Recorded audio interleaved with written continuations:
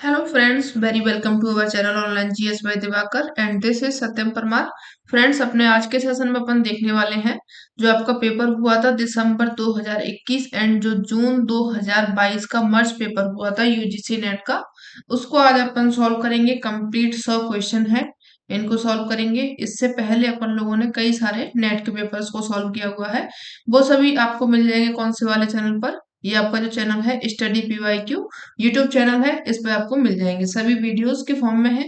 और आपको app download करना है तो आप ऐप डाउनलोड कर सकते हैं, जीएस बाय दिवाकर सर। ये आपको मिल जाएगा प्ले स्टोर पर, जिसमें कि आपके लिए नेट सेट एंड जो TGT PGT assistant professor RPSC वगैरह इन सभी के वीडियो लेक्चर्स साथ में पीडीएफ ये भी आप लोगों को मिल जाएंगे। तो आप इसको डाउनलोड कर सकते हैं प्ले स्टोर से, ठीक है। और अगर आपको कोई क्वेरी हो तो आप व्हाट्सएप नंबर दिया गया है नीचे, उस पे आप मैसेज कर सकते हैं यहाँ पे। तो यहाँ पे आपकी कोई भी क्वेरी होगी वो सॉल्व हो जाएगी, ठीक है। चलिए अपना आज का सेशन शुरू करते हैं।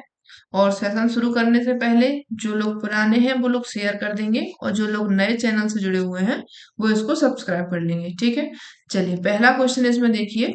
पहला क्वेश्चन इसमें दिया गया है, ये आपका प्रैक्टिकल ज्योग्राफी का है। पढ़िए इसको, क्वेश्चन को कि निम्नलिखित में से कौन भौगोलिक सूचना तंत्र राष्ट्र मॉडल के संदर्भ में सही पूछा गया, यानी कि जो आपका राष्ट्र डेटा होता है उसका सही पूछा गया है। तो बताइए राष्ट्र डेटा होता क्या है। राष्ट्र डेटा एक मॉडल है, एक सरल आंकड़ा संरचना है। या फिर इसमें ये कह रहा है कि इसमें जो पिक्सल साइज होता है, आकार होता है, उसमें पिक्सल एक ही प्रकार के होते हैं, यानी पिक्सल फॉर्म में होता है। और इनका आकार और आकृति क्या होते हैं, एक ही होते हैं, यानी कि ये आपकी इस तरीके से होता है, पिक्सल्स में ही बात कर रहा है, ठीक है। ये आपके राष्ट्र डेटा होता है।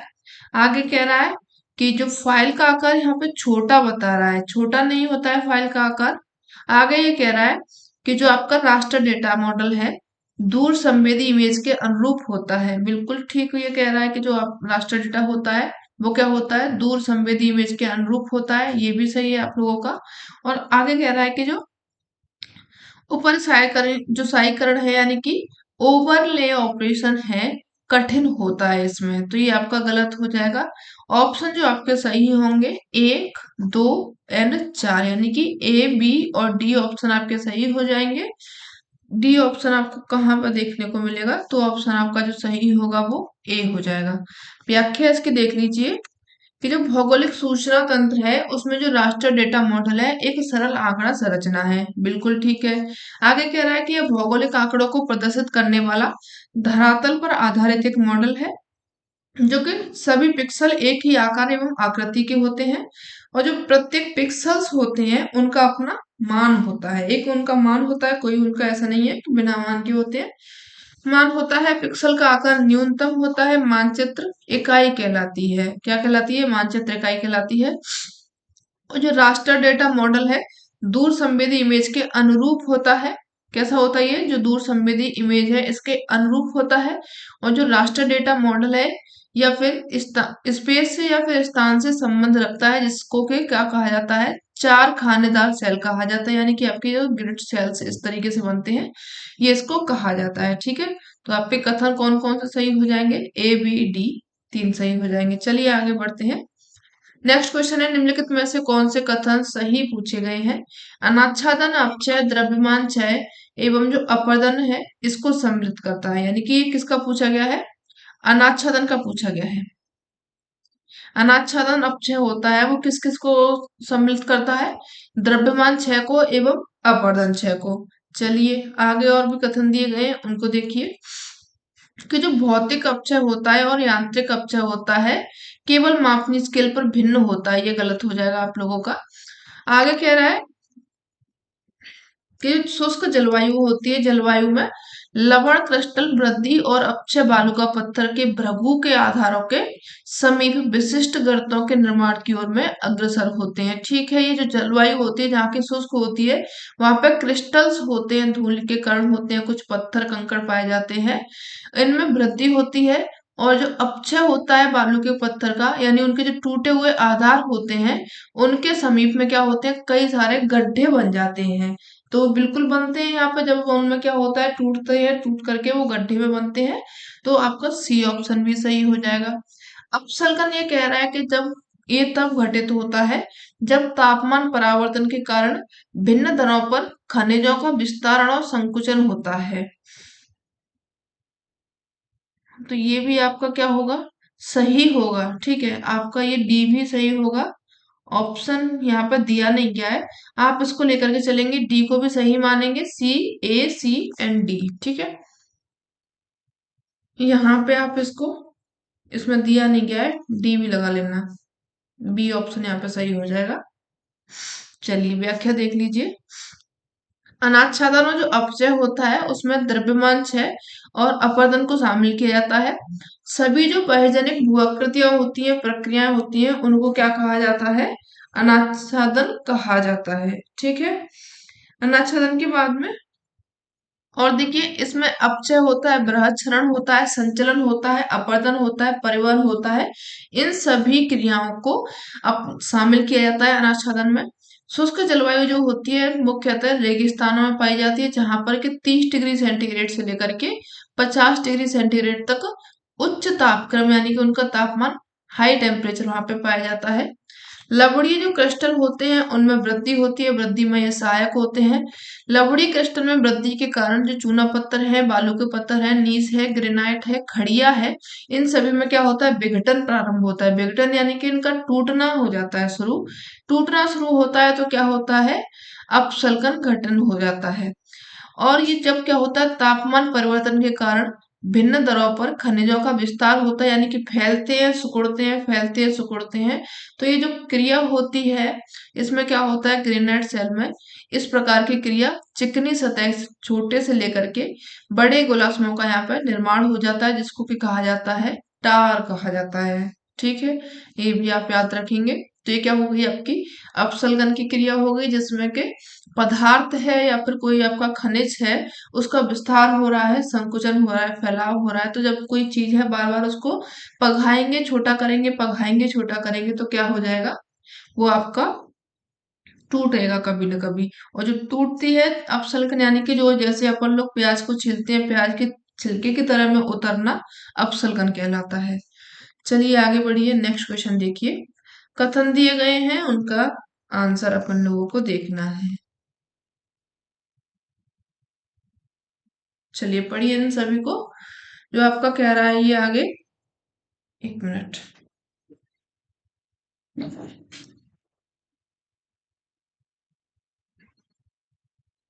पढ़िए आप लोग क्वेश्चन।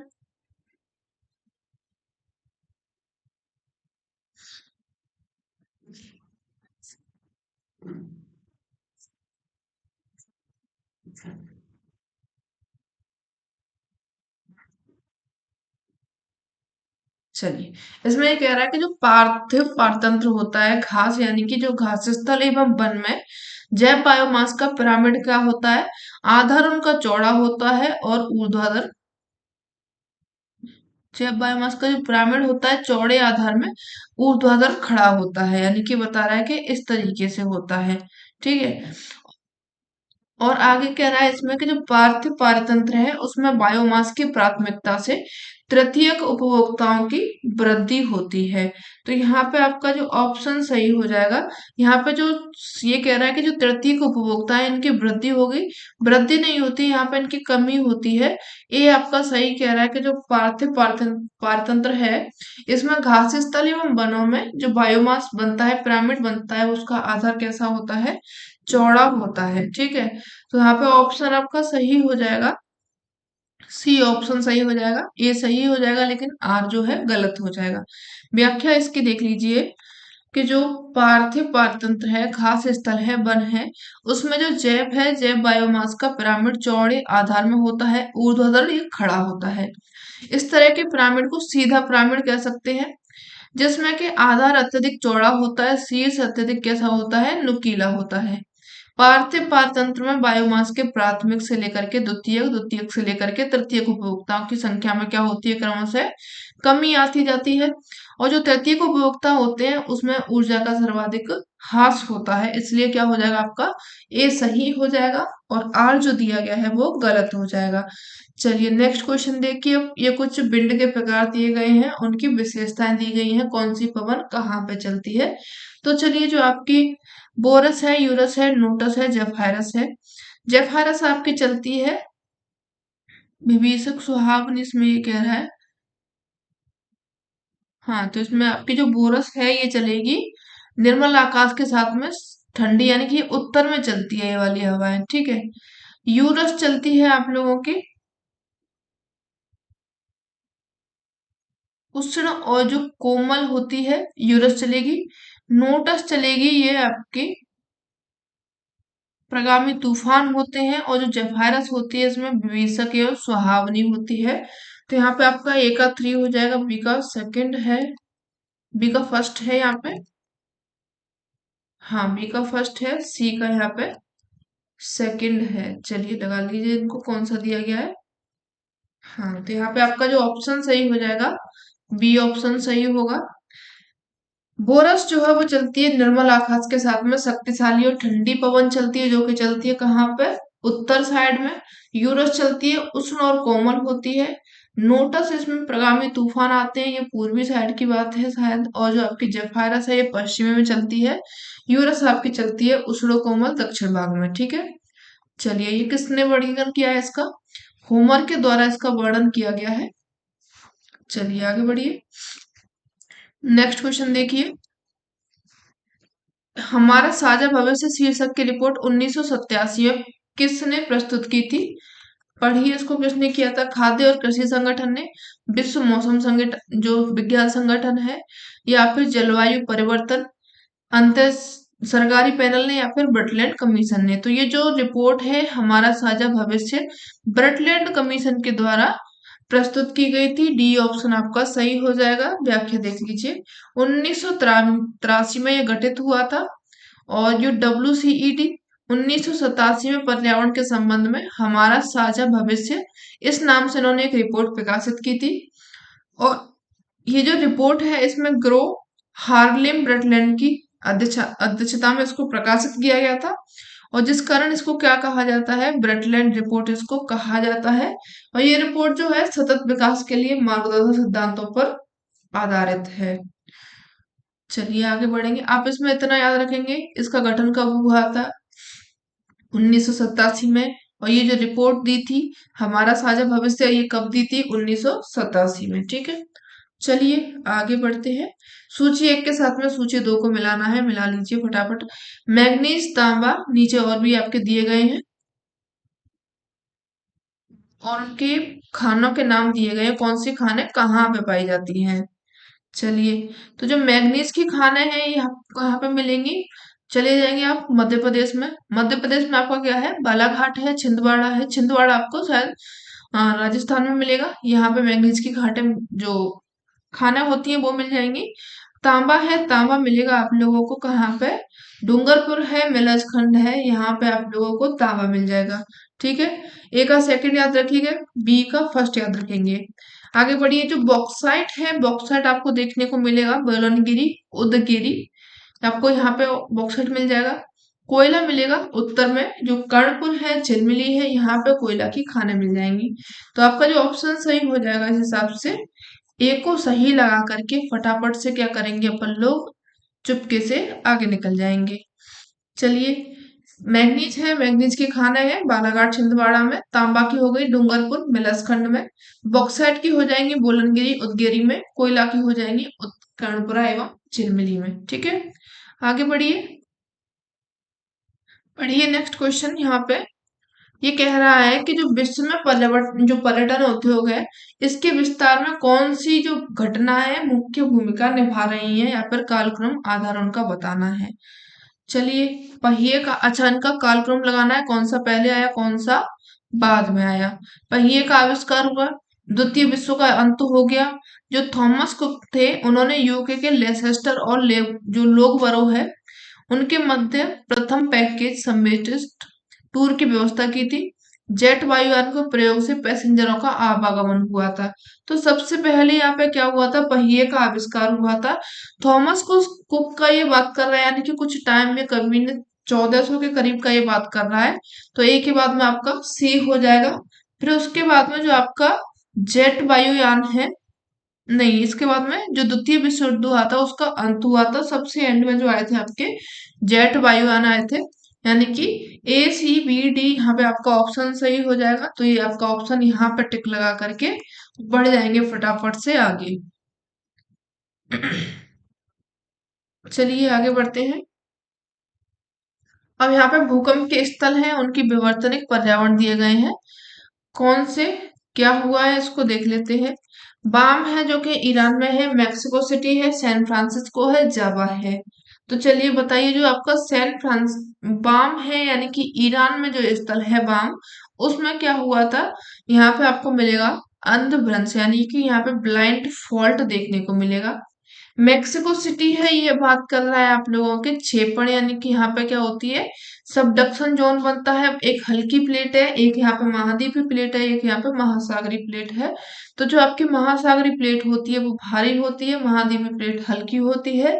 तो महासागरीय प्लेट क्या होती है, नीचे दसती है, महाद्वीपीय प्लेट ऊपर उठती है। जब वो प्लेट नीचे दसती है और एक प्लेट ऊपर दसती है, तो ये जो एरिया बनता है आप लोगों का, इसको कहा जाता है सबडक्शन जोन, जहां पे जाकर के कि प्लेट पिघलती है। ठीक है, तो यहाँ पे क्या हो जाएगा आप लोगों का, जो ऑप्शन सही होगा मेक्सिको सिटी का क्षेपण मंडल हो जाएगा। सैन फ्रांसिस्को है, ये आपको बात कर रहा है ट्रांसफॉर्म, यानी कि रूपांतर सीमा की बात कर रहा है। जावा ये बात कर रहा है अंतर सागरीय क्षेपण की बात कर रहा है। ठीक है, ऑप्शन आपका जो सही होगा, ए का यहाँ पे फोर्थ हो रहा है, बी का फर्स्ट है, तो बी ऑप्शन सही हो जाएगा। ठीक है, चलिए आगे बढ़ते हैं। नेक्स्ट क्वेश्चन देखिए, निम्नलिखित में से कौन सा है जो कि भारत सरकार का मंत्रालय देश में जनगणना कार्य का संचालन करता है। कौन करता है, ये आपका सांख्यिकीय कार्यक्रम कार्यान्वयन, या फिर आपका सांख्यिकीय कार्यक्रम और कार्यान्वयन शिक्षा मंत्रालय, या फिर गृह मंत्रालय, या वित्त मंत्रालय। तो आप याद रखेंगे, जो आपकी जनगणना होती है जनसंख्या की, वो जनगणना कराई जाती है, वो कौन करता है सेंसस से रिलेटेड, ये आपके करते हैं मिनिस्ट्री ऑफ होम अफेयर्स, यानी कि गृह मंत्रालय इसकी जनगणना करते हैं। ठीक है, व्याख्या इसकी देख लीजिए। जो भारत सरकार है, गृह मंत्रालय के देश में जनगणना कार्य का संचालन करता है। संविधान की 7वीं अनुसूची के तहत जनगणना को संघ सूची के अंतर्गत रखा गया है। ये भी आप याद रखेंगे कि जो जनगणना है कौन सी सूची में आती है, संघ सूची में आती है। और जो संघ सूची है, इसका विषय होने के कारण देश की जनगणना का दायित्व होता है भारतीय संविधान के अनुच्छेद 246 में केंद्र सरकार को दिया गया है इसका दायित्व। और जो स्वतंत्रता हुई थी उसके बाद में जनगणना अधिनियम पारित किया गया था, जनगणना को वैधानिक स्तर प्रदान किया गया था। 1961 में जनगणना कार्य को महत्ता देखते हुए गृह मंत्रालय के अधीन जनगणना विभाग का गठन भी किया गया। ठीक है, चलिए आगे बढ़ते हैं। अब आपके कुछ कटक दिए गए हैं हिंद महासागर में, दक्षिण से उत्तर की तरफ में इन कटकों का सही से क्रम लगाना है। तो यहाँ पे चलिए लगा लीजिए इनका सही से क्रम। जो आपका कर्वलेन है, गासबर्ग कटक है, चैगोस सेंट पॉल है कटक, सोकोत्रा कटक है, एवं जो आपका लक्षद्वीप चागोस है, सबसे एंड में लक्षद्वीप है। ठीक है, आपका दक्षिण से उत्तर में लगाना है। उसके बाद में यहाँ पे दिया गया है कारगुलिन गासबर्ग है, चैगोस सेंट पॉल है कटक, सोकोत्रा चागोस है, अंडमान निकोबार कटक है, ये भी ठीक है। एक मिनट, हाँ ठीक है।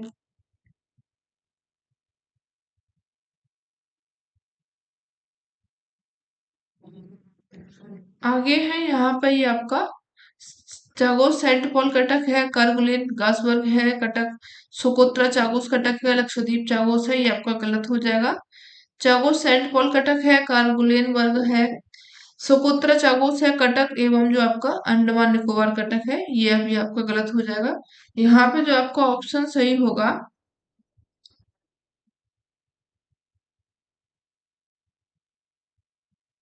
यहाँ पे ये ऑप्शन इनके गलत दिए गए हैं। ठीक है, आप इनको एक बार देख लीजिएगा। हिंद महासागर है, इसमें दक्षिण से उत्तर की तरफ अगर आप जाएंगे तो इनके कटकों का अनुक्रम होगा कार्बोलिन कासबर्ग हो जाएगा, चागोस सेंट पॉल हो जाएगा, सोकोत्रा चागोस हो जाएगा, अंडमान और निकोबार हो जाएगा और लक्षद्वीप चागोस कटक हो जाएगा, जो आपके ऑप्शन सी में दिया गया है। ठीक है,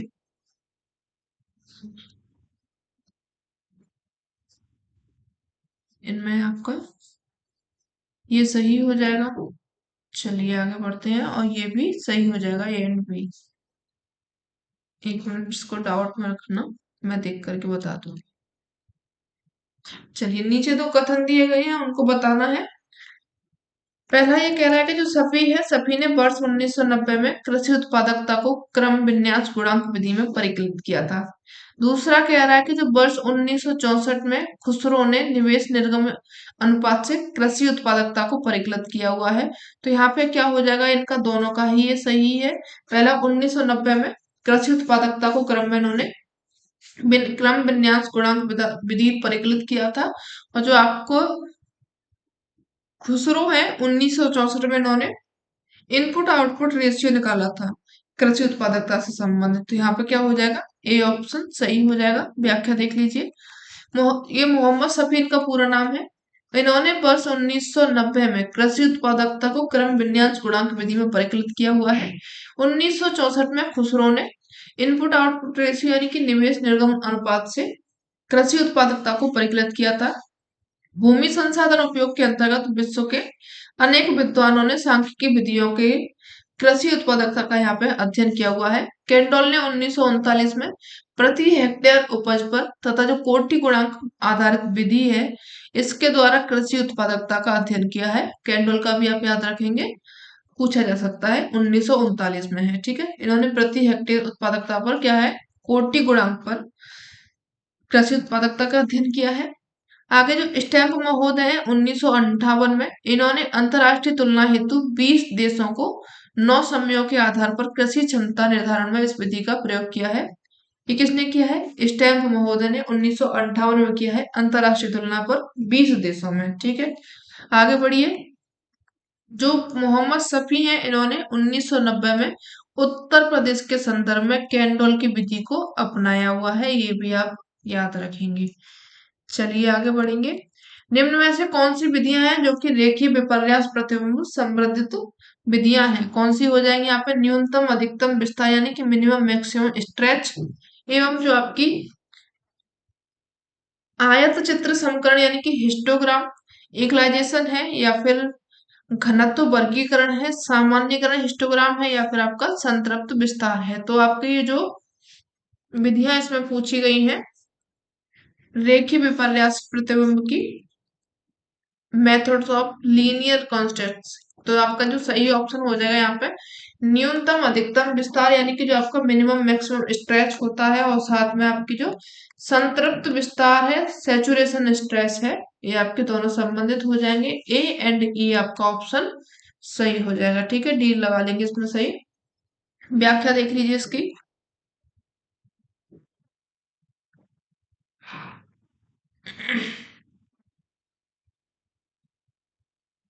न्यूनतम अधिकतम जो विस्तार है, मिनिमम मैक्सिमम स्ट्रेच, एवं जो संतृप्त विस्तार है, सैचुरेशन स्टेट, ये विधियां किससे संबंधित है, रेखीय विपर्यास से संबंधित है। विपर्यास इमेज में प्रकाश के पुंज अथवा जो ग्रेस्तर होता है, उनके मापों में जो मान होते हैं उनमें भेद होता है या फिर विषमता को दर्शाता है। विपर्यास किसी इमेज में अधिकतम एवं न्यूनतम प्रकाश गहनता के अनुपातिक संबंध है। सुदूर संवेदन जो प्रणाली होते हैं उसमें विपर्यास को बढ़ाने की क्षमता होती है। इसके लिए कई तकनीकों का प्रयोग भी किया जाता है, जैसे कि रेखीय विपर्यास पर्सन, हिस्टोग्राम, प्रसमानीकरण, एवं जो आपका घनत्व स्तर खंड है, किनारों के उच्चीकरण है, एवं जो आपका बैंड अनुपातीकरण है, ये सब इसकी जो विधियां हैं, इन तकनीक है, इनका उपयोग किया जाता है। चलिए आगे बढ़ते हैं। निम्नलिखित में से किस भ्रंश में भूस्खलन का बहुत बड़ा जोखिम होता है? भूस्खलन का पूछा गया है, कौन से भ्रंश में होता है यहाँ पे, नतलंबी एवं अंतरित जो धारा भ्रंश होता है, सामान्य भ्रंश, व्युत्क्रम भ्रंश। तो जो सबसे ज्यादा जोखिम होता है वो आपको कहाँ पे मिलेगा, व्युत्क्रम भ्रंश में मिलेगा, यानी कि सी ऑप्शन इसमें आपका सही हो जाएगा। ठीक है,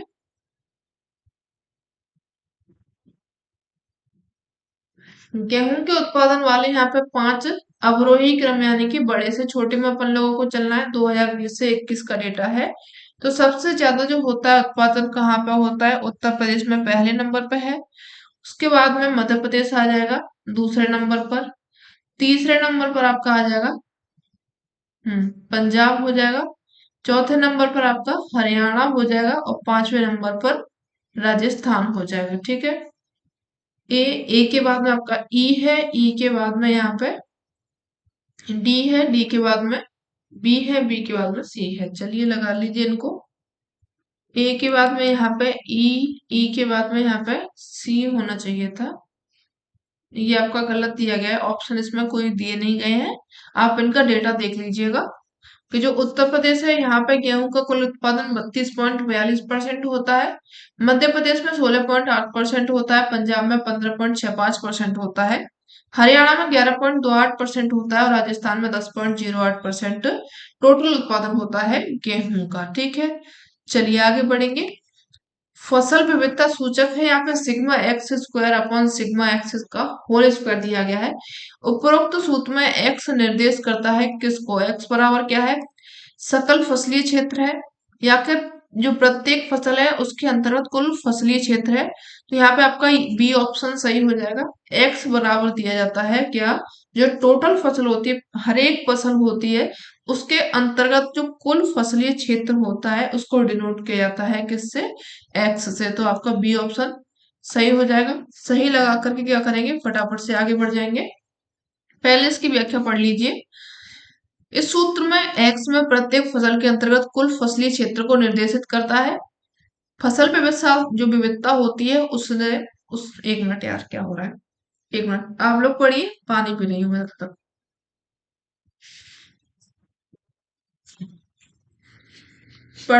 पढ़ते रहिए आप इसको, व्याख्या को। क्या है कि जो चश्मा है उसका नंबर मेरा बढ़ गया है, दिक्कत कर रहा है बार बार देखने में। कल मिलेगा न्यू चश्मा।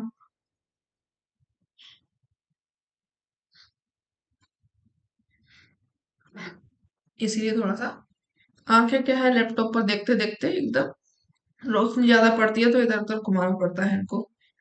चलिए। फसल विविधता विविधता है, इससे फसलों में संकेंद्रण की स्थिति स्पष्ट होती है।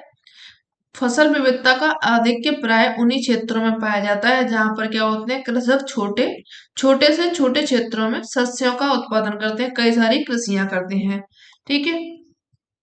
इस प्रकार जो फसल विविधता है इसकी संकल्पना किसी क्षेत्र में एक वर्ष में उत्पन्न की जाने वाली फसलों की संख्या के संबंध में समीपवर्ती क्षेत्रों की फसलों के परिप्रेक्ष्य में किया जाता है। यानी कि अगर फसल विविधता आप लोगों को निकालनी है तो आप लोग क्या करेंगे? पूरे साल में जितनी फसलें बोई गई हैं उनको आप टोटल करेंगे। ठीक है। इसके परिप्रेक्ष्य में ही निकाला जाता है। और जो आपका फसल विविधता विश्लेषण है इसके जो भाटिया हैं, भाटिया ने 1965 में ये सूत्र दिया था जिसके बारे में अभी अपन लोगों से पूछा गया है।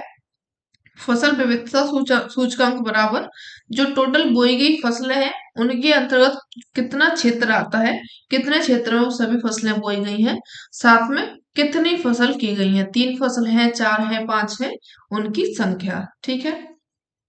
चलिए आगे बढ़ेंगे। नेक्स्ट क्वेश्चन यहाँ पे निम्नलिखित में से प्रत्यक्षवाद की विशेषताएं हैं पूछी गई हैं। चलिए बता देते हैं।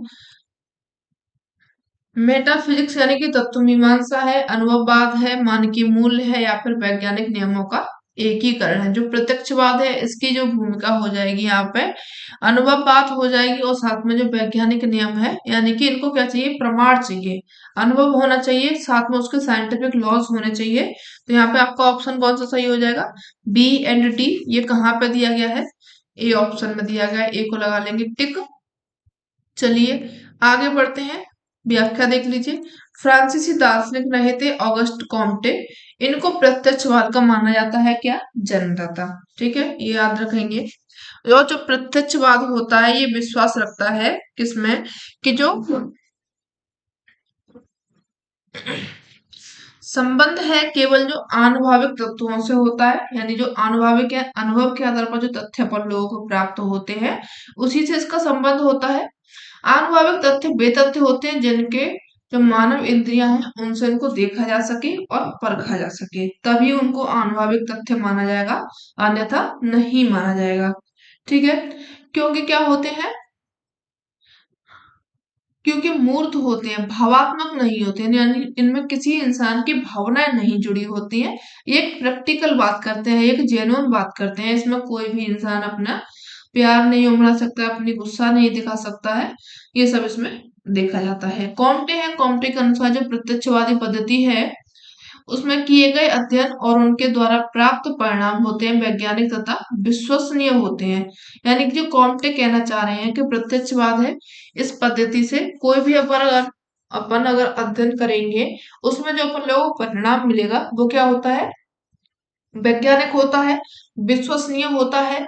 और यही कारण है कि वैज्ञानिक प्राय धार्मिक और जो तात्विक विचारधारा है उनको महत्व तो नहीं देते हैं। यानी कि उन्होंने वैज्ञानिक का भी बताया हुआ है कि क्यों वैज्ञानिक धार्मिक विचारधारा को और साथ में जो तात्विक विचारधारा है उनको महत्व तो नहीं देते हैं। इस प्रकार जो अनुभववाद है एवं वैज्ञानिक नियम है, इनका एकीकरण होता है, प्रत्यक्षवाद की विशेषताएं हैं। जो लोनरगन है, इन्होंने तत्वमीमांसा की मानव जो ज्ञान है उनके केंद्र और आधार के रूप में इसलिए व्याख्या की है कि जो यह ज्ञान है इनके अन्य सभी विभागों को अंतर्निहित एवं परिच्छेदित करती है, परिवर्तित करती है और एवं एकीकृत करती है। ये किसके बारे में कहा है, तत्व मीमांसा के बारे में। किसने कहा है, बर्नार्ड लोनरगन ने ये कहा है। ठीक है, चलिए आगे बढ़ते हैं। नेक्स्ट क्वेश्चन देखिए कि निम्नलिखित में से कौन सा कथन इसमें सही कहा गया है। इसमें पहला कथन कह रहा है कि जीवन प्रत्याशा का अनुमान जीवन तालिका से प्राप्त किया जा सकता है। ठीक है, जो आपकी लाइफ एक्सपेक्टेंसी है इसको किससे दिखाया जा सकता है, जीवन तालिका से। ठीक है, ये सही कह रहा है। जो आपका जीवन प्रत्याशा है इसमें सुधार वृद्ध जनसंख्या का एक कारण है। आगे कह रहा है कि जो शिशु मृत्यु दर है इसकी परिभाषा वर्ष के मध्य में 1 वर्ष से कम आयु के 1000 बच्चों की 1 वर्ष में होने वाली शिशु मृत्यु के रूप में दी जाती है। मिड ईयर कह रहा है, नहीं, यहाँ पे 0 से लेकर के पूरा 12 महीने होती है, तो आपका ये गलत हो जाएगा। आगे कह रहा है कि जो माल्थस है इन्होंने जनांकीय संक्रमण सिद्धांत को प्रस्तावित किया था। ये नोटेस्ट थॉमसन एवं जो नोटेस्टीन है इनके द्वारा इसको सिद्धांत को प्रस्तावित किया गया था, तो आपका ये भी गलत हो जाएगा। ए एंड बी आपका ऑप्शन जो है सही हो जाएगा, ए ऑप्शन यहाँ पे सही है। ठीक है, चलिए आगे बढ़िए, व्याख्या देख लीजिए। जीवन प्रत्याशा का अर्थ क्या होता है, इसके अतिरिक्त वर्षों की औसत संख्या का अनुमान होता है जो कि एक निश्चित आयु का एक व्यक्ति जीने की उम्मीद कर सकता है। जीवन प्रत्याशा का अनुमान जीवन तालिका से प्राप्त किया जा सकता है, ये कथन आपका सही है। जीवन प्रत्याशा में सुधार जो होता है वृद्ध जनसंख्या का एक कारण होता है। आगे कह रहा है कि जो शिशु मृत्यु दर है किसी निश्चित वर्ष में 1 वर्ष या फिर उससे कम आयु वाले जो मृत्यु होती है बच्चों की, उनकी संख्या और उसी वर्ष में जो सजीव जन्मे बच्चे होते हैं उनकी संख्या का अनुपात दर्शाता है, तब आपका क्या निकलेगा, शिशु मृत्यु दर निकलेगी। ठीक है, उसमें क्या कह रहा था, जो आपको मिड ईयर का निकाल रहा था, साथ में जो मृत बच्चे थे उनका ही निकाल रहा था, नहीं, लेकिन इसमें जीवित और मृत दोनों का ही निकालना है। ठीक है, आगे कह रहा है कि जो आपका जनांकीय संक्रमण सिद्धांत है, इनका जो संकल्पना दी थी, ये किसने दी थी, डब्ल्यू डब्ल्यू थॉमसन ने 1929 में, और इसका मॉडिफिकेशन किया था नोटेस्टीन ने 1945 में। ठीक है, इनको भी आप याद रखेंगे। चलेंगे अपना क्या करेंगे, फटाफट से आगे बढ़ जाएंगे। नेक्स्ट क्वेश्चन है कोपेन के अनुसार जो जलवायु वर्गीकरण है, इनके अनुसार निम्नलिखित में से कौन से दो वर्णक्रमीय जो प्रतीक है उष्णांत्र एवं जलवायु को प्रदर्शित करता है। उष्ण प्लस आर्द्र, ये कौन सी जलवायु हो जाएगी आप लोगों की, पहले तो यहाँ पे हो जाएगी आपकी एफ प्रकार की, और साथ में यहाँ पे मिलेगी कौन सी आपको, ये उस ए एम प्रकार की जो आपकी सवार जलवायु है। ठीक है, तो यहाँ पे बी एंड डी ऑप्शन सही हो जाएगा, बी ऑप्शन सही हो जाएगा। ठीक है, चलिए व्याख्या देख लीजिए। कोपेन है, इन्होंने जलवायु का वर्गीकरण किया हुआ है। ए एफ एवं जो ए एम जलवायु है ये कैसी हो जाएगी, उष्ण प्लस आर्द्र हो जाएगी, ये जलवायु को प्रदर्शित करता है। जर्मनी के प्रसिद्ध वनस्पति विज्ञानी एवं जलवायु वेत्ता रहे थे, पूरा नाम था व्लादिमीर कोपेन। 1990 में, कब? 1990 में इन्होंने जलवायु का वर्गीकरण किया था। इनके इस वर्गीकरण का जो आधार रहा था फ्रांसीसी विद्वान कैंडोल के द्वारा किया गया था। इनका इन्होंने आधार रखा था, यानी कि जो कैंडोल थे इन्होंने वर्गीकरण किया था, कब? 1874 में। इन्हीं को बेस माना था, किसने? कोपेन महोदय ने। वनस्पति, जो विश्व की वनस्पति है इसका कटिबंध था, इन्होंने बताया था जो कैंडोल ने। आगे है इसमें जो सन 1918 आई, कोपेन ने अपने वर्गीकरण की योजना में संशोधन किया, परिमार्जन किया, तथा आगे इन्होंने औसत वार्षिक तापमान एवं औसत वार्षिक वर्षा, उसके जो ऋत्विक वितरण है उनके आधार पर विश्व की जलवायु में फिर से वर्गीकरण किया था। कोपेन ने अपने वर्गीकरण की जो योजना थी 1931 में फिर से, उसके बाद में 1936 में संशोधित किया था। कई बार इन्होंने इसका संशोधन किया हुआ है। और आगे जो कोपेन है इन्होंने विश्व की जलवायु को 5 प्रमुख समूहों में बांटा था, और जो 11 है जलवायु प्रकारों में बांटा हुआ था, जिसमें कि आप समूह देख लीजिए। BWH, यहाँ पे कैसी जलवायु पाई जाती है? 18 डिग्री सेंटीग्रेड से यहाँ पे अधिक तापमान पाया जाता है। उष्णकटिबंधीय रेगिस्तानी जलवायु यहाँ पे पाई जाती है, ठीक है। BSH, ये आपकी जलवायु जो होती है स्टेपी जलवायु है। औसत जो वार्षिक तापमान यहाँ पे मिलता है 18 डिग्री सेंटीग्रेड से अधिक मिलता है। AF यानी कि यहाँ पे उष्णकटिबंधीय आर्द्र जलवायु होती है। AM मानसूनी जलवायु होती है। और DFC में लघु तथा शीत ग्रीष्म जलवायु यहाँ पे होती है, ठीक है। चलिए आगे बढ़ते हैं। नेक्स्ट क्वेश्चन देखिए कि जो वृक्ष हैं उनके वार्षिक वलय के काल निर्धारण और अध्ययन को कहा जाता है क्या? आकृति विज्ञान, उत्केंद्रता, पुरस्सरण, या फिर वृक्ष कालक्रम। तो आपका डी ऑप्शन सही हो जाएगा, डेंड्रोक्रोनोलॉजी कहा जाता है इसको। चलिए आगे बढ़ते हैं। इसको अन्य एक नाम भी कहा जाता है ट्री रिंग डेटिंग भी इसको कहा जाता है, ये भी आप याद रखेंगे। चलिए,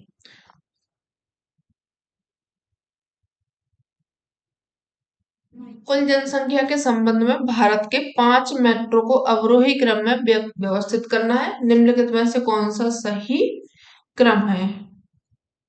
5 मेट्रो को डिसेंडिंग, यहाँ पे एक चीज रह गई है, अवरोही। हाँ, बड़े से छोटे में अपन लोगों को चलना है कि सबसे बड़ी मेट्रो ट्रेन कहाँ पे चलती है, उससे छोटी कहाँ पे है, उससे छोटी कहाँ पे है। सबसे पहले आप जाएंगे कहाँ पे? मुंबई में। मुंबई के बाद में चले जाएंगे दिल्ली में। दिल्ली के बाद में कोलकाता में। कोलकाता के बाद में आप चेन्नई। चेन्नई के बाद में बेंगलुरु हो जाएगा। तो यहाँ पे ऑप्शन आपका कौन सा सही होगा? ए ही सही हो जाएगा, ठीक है। आगे बढ़ते हैं। एक पारिस्थितिकी अनुक्रम है जो कि अकार्बनिक अंशों वाले प्रचुर परंतु कार्बनिक अंशों में अल्प मात्रा वाले स्थान से प्रारंभ होता है, कहलाता है क्या? पारिस्थितिक अनुक्रम जो कि अकार्बनिक अंशों से प्रचुर परंतु कार्बनिक अंशों में अल्प मात्रा में प्राप्त स्थान से प्रारंभ होता है, इसको कहा जाता है क्या?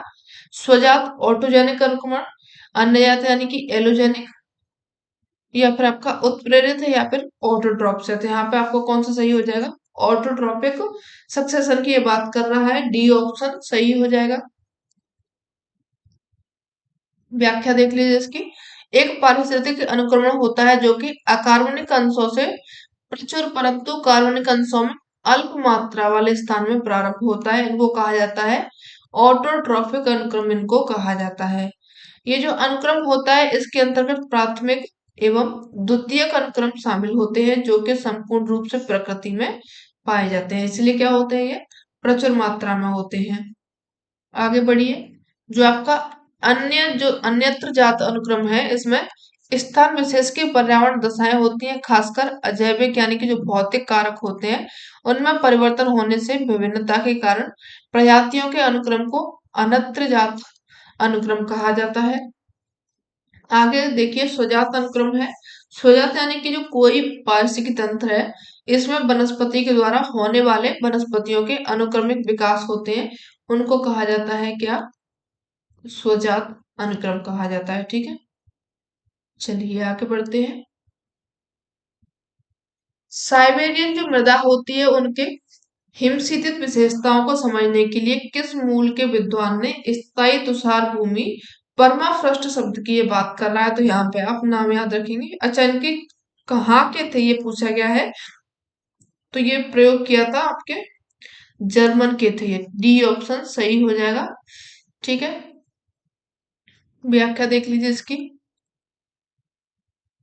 साइबेरियन जो मृदा है हिमशीतित विशेषताओं को समझने के लिए सबसे पहले मूलर महोदय ने 1947 में परमाफ्रॉस्ट यानी कि स्थायी तुषार भूमि शब्द का प्रयोग किया हुआ है।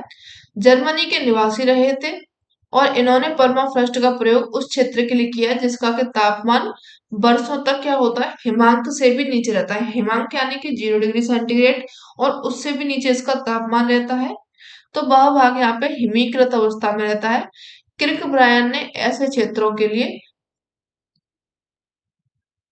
परजेली सोल शब्द का प्रयोग किया है। इनका भी आप याद रखेंगे, किर्क ब्रायन का नाम आप याद रखेंगे। पर हिमानी यानी कि पेरिग्लेशियन शब्द का सबसे पहले प्रयोग 1909 में किया गया था डब्ल्यू लुजिंस्की द्वारा।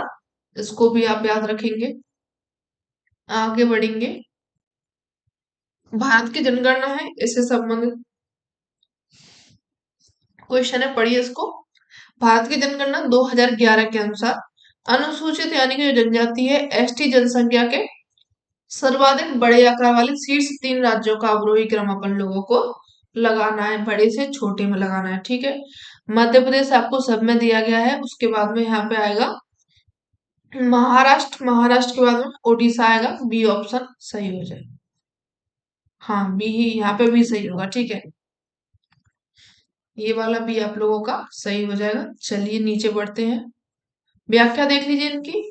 मध्य प्रदेश में कितनी अनुसूचित जनजाति पाई जाती है? महाराष्ट्र, उड़ीसा, राजस्थान एवं गुजरात हो जाएगा। ठीक है, चलिए आगे बढ़ते हैं।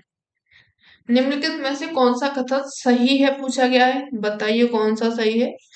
वैश्विक जनसंख्या का आधे से अधिक हिस्सा जो है औसत समुद्र तल के ऊपर यानी कि 200 मीटर से नीचे रहता है। गलत कर दीजिए इसको। ठीक है, आगे बढ़िए। जो आपका वैश्विक जनसंख्या है उसका 50% हिस्सा जो भूभाग है 25% प्रतिशत भाग पर रहता है। इसको आप सही कर लीजिए, क्योंकि जब आप जाएंगे नॉर्थ साइड में यानी कि आप उत्तरी साइड में जाएंगे तो यहाँ पे क्या है, लैंड एरिया ज्यादा है, यहाँ पे लोग निवास ज्यादा करते हैं।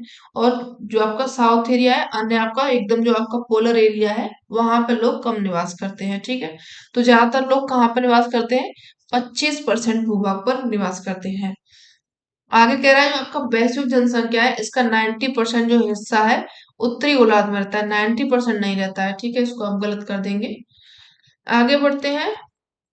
महाद्वीप है, महाद्वीप के किनारे आंतरिक भागों की तुलना में अत्यधिक जनसंख्या रहती है। महाद्वीपों के किनारे की बात कर रहा है यहाँ पे ये। तो किनारे आंतरिक भागों यानी कि अंदर भी तो रहते हैं लोग, किनारों पर रहते यहाँ थोड़ी रहते हैं। किनारों पर आप लोगों को वही मछुआरे वगैरह हैं जिनको तटीय क्षेत्रों से काम होता है, वहां पे वो जॉब वगैरह करते हैं, ये लोग रहते हैं। तो आपका डी भी गलत हो जाएगा, ऑप्शन बी सही हो जाएगा। व्याख्या देख लीजिए। विश्व की जो जनसंख्या है इसके वितरण में भौतिक, सामाजिक, सांस्कृतिक, राजनीतिक, आर्थिक ये सभी जनसांख्यिक कारकों को शामिल किया जाता है। विश्व की आधी से अधिक जनसंख्या यानी कि जो 60% जनसंख्या है 200 मीटर से कम यानी कि 80% जनसंख्या 500 मीटर से कम ऊंचाई वाले भागों में निवास करती है। कुल जनसंख्या का 90% जो भाग है उत्तरी गोलार्ध में, 10% बाकी दक्षिणी गोलार्ध में निवास करता है। महाद्वीपों के जो किनारे होते हैं उनके आंतरिक भागों की तुलना में अत्यधिक जनसंख्या रहती है किनारों पर, आंतरिक भागों में। विश्व की लगभग जनसंख्या 50% यानी जनसंख्या होती है 5% से भी कम भूभाग पर निवास करती है। अच्छा, यहाँ पे आपका पढ़ने में उल्टा हो चुका है क्वेश्चन। अच्छा, हिंदी में यहाँ पे गलत दिया गया है।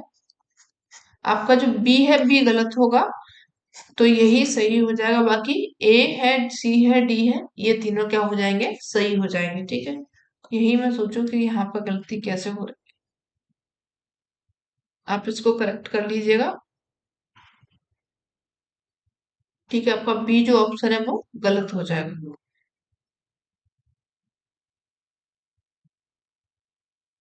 चलिए, और आपके आगे क्वेश्चन दिया गया है इसमें कि मानचित्र दिया गया है, कश्मीर हिमालय के दर्रे दिखाए गए हैं, इनमें दर्रा कौन सा आरोही क्रम पूछा गया है। तो पहले पे कौन सा है आपका, चौथे नंबर पे इनको लगा लीजिए। एक आपका यहाँ पे है, यहाँ पे जो दर्रा मिलेगा आप लोगों को वो कौन सा है, काराकोरम है। काराकोरम के बाद में यहाँ पे आपका काराताग है। काराताग के बाद में यहाँ पे आपका लानकला है। लानकला के बाद में यहाँ पे आपका चांगला हो जाएगा।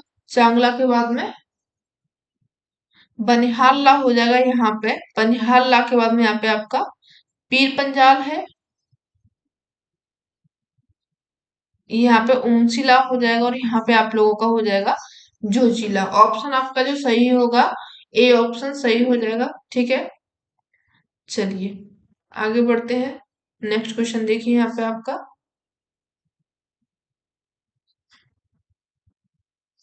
ये आपके कुछ सूचकांक दिए गए हैं, ईटा सूचकांक, थीटा सूचकांक, बीटा एवं जो अल्फा है, इनको आप लोगों को मैच द फॉलोइंग यानी कि मैच करना है इनको। चलिए देखिए, जो आपका ईटा सूचकांक है, इसमें क्या किया जाता है, जो प्रत्येक जो लिंक होते हैं उनकी औसत यहाँ पे लंबाई दी जाती है। तो आपका ईटा सूचकांक में ए का यहाँ पे सेकंड हो जाएगा।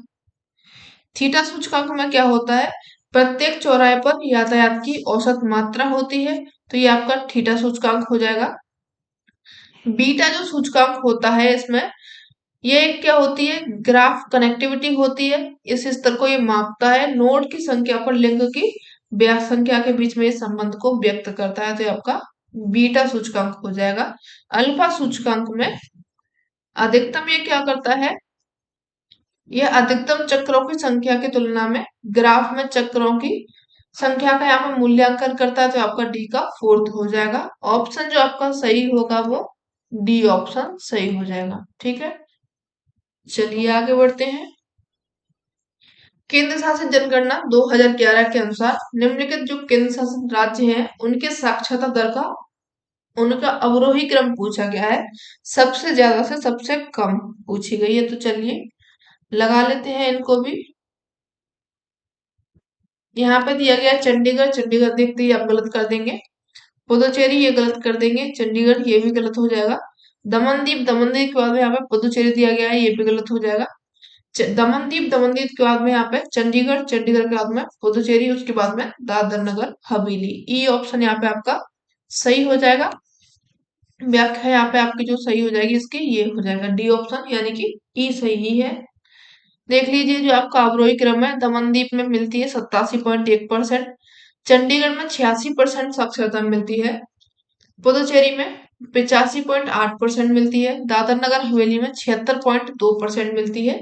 ये क्या हो जाएगा, इसका अवरोही क्रम हो जाएगा। ठीक है, चलिए आगे बढ़ते हैं।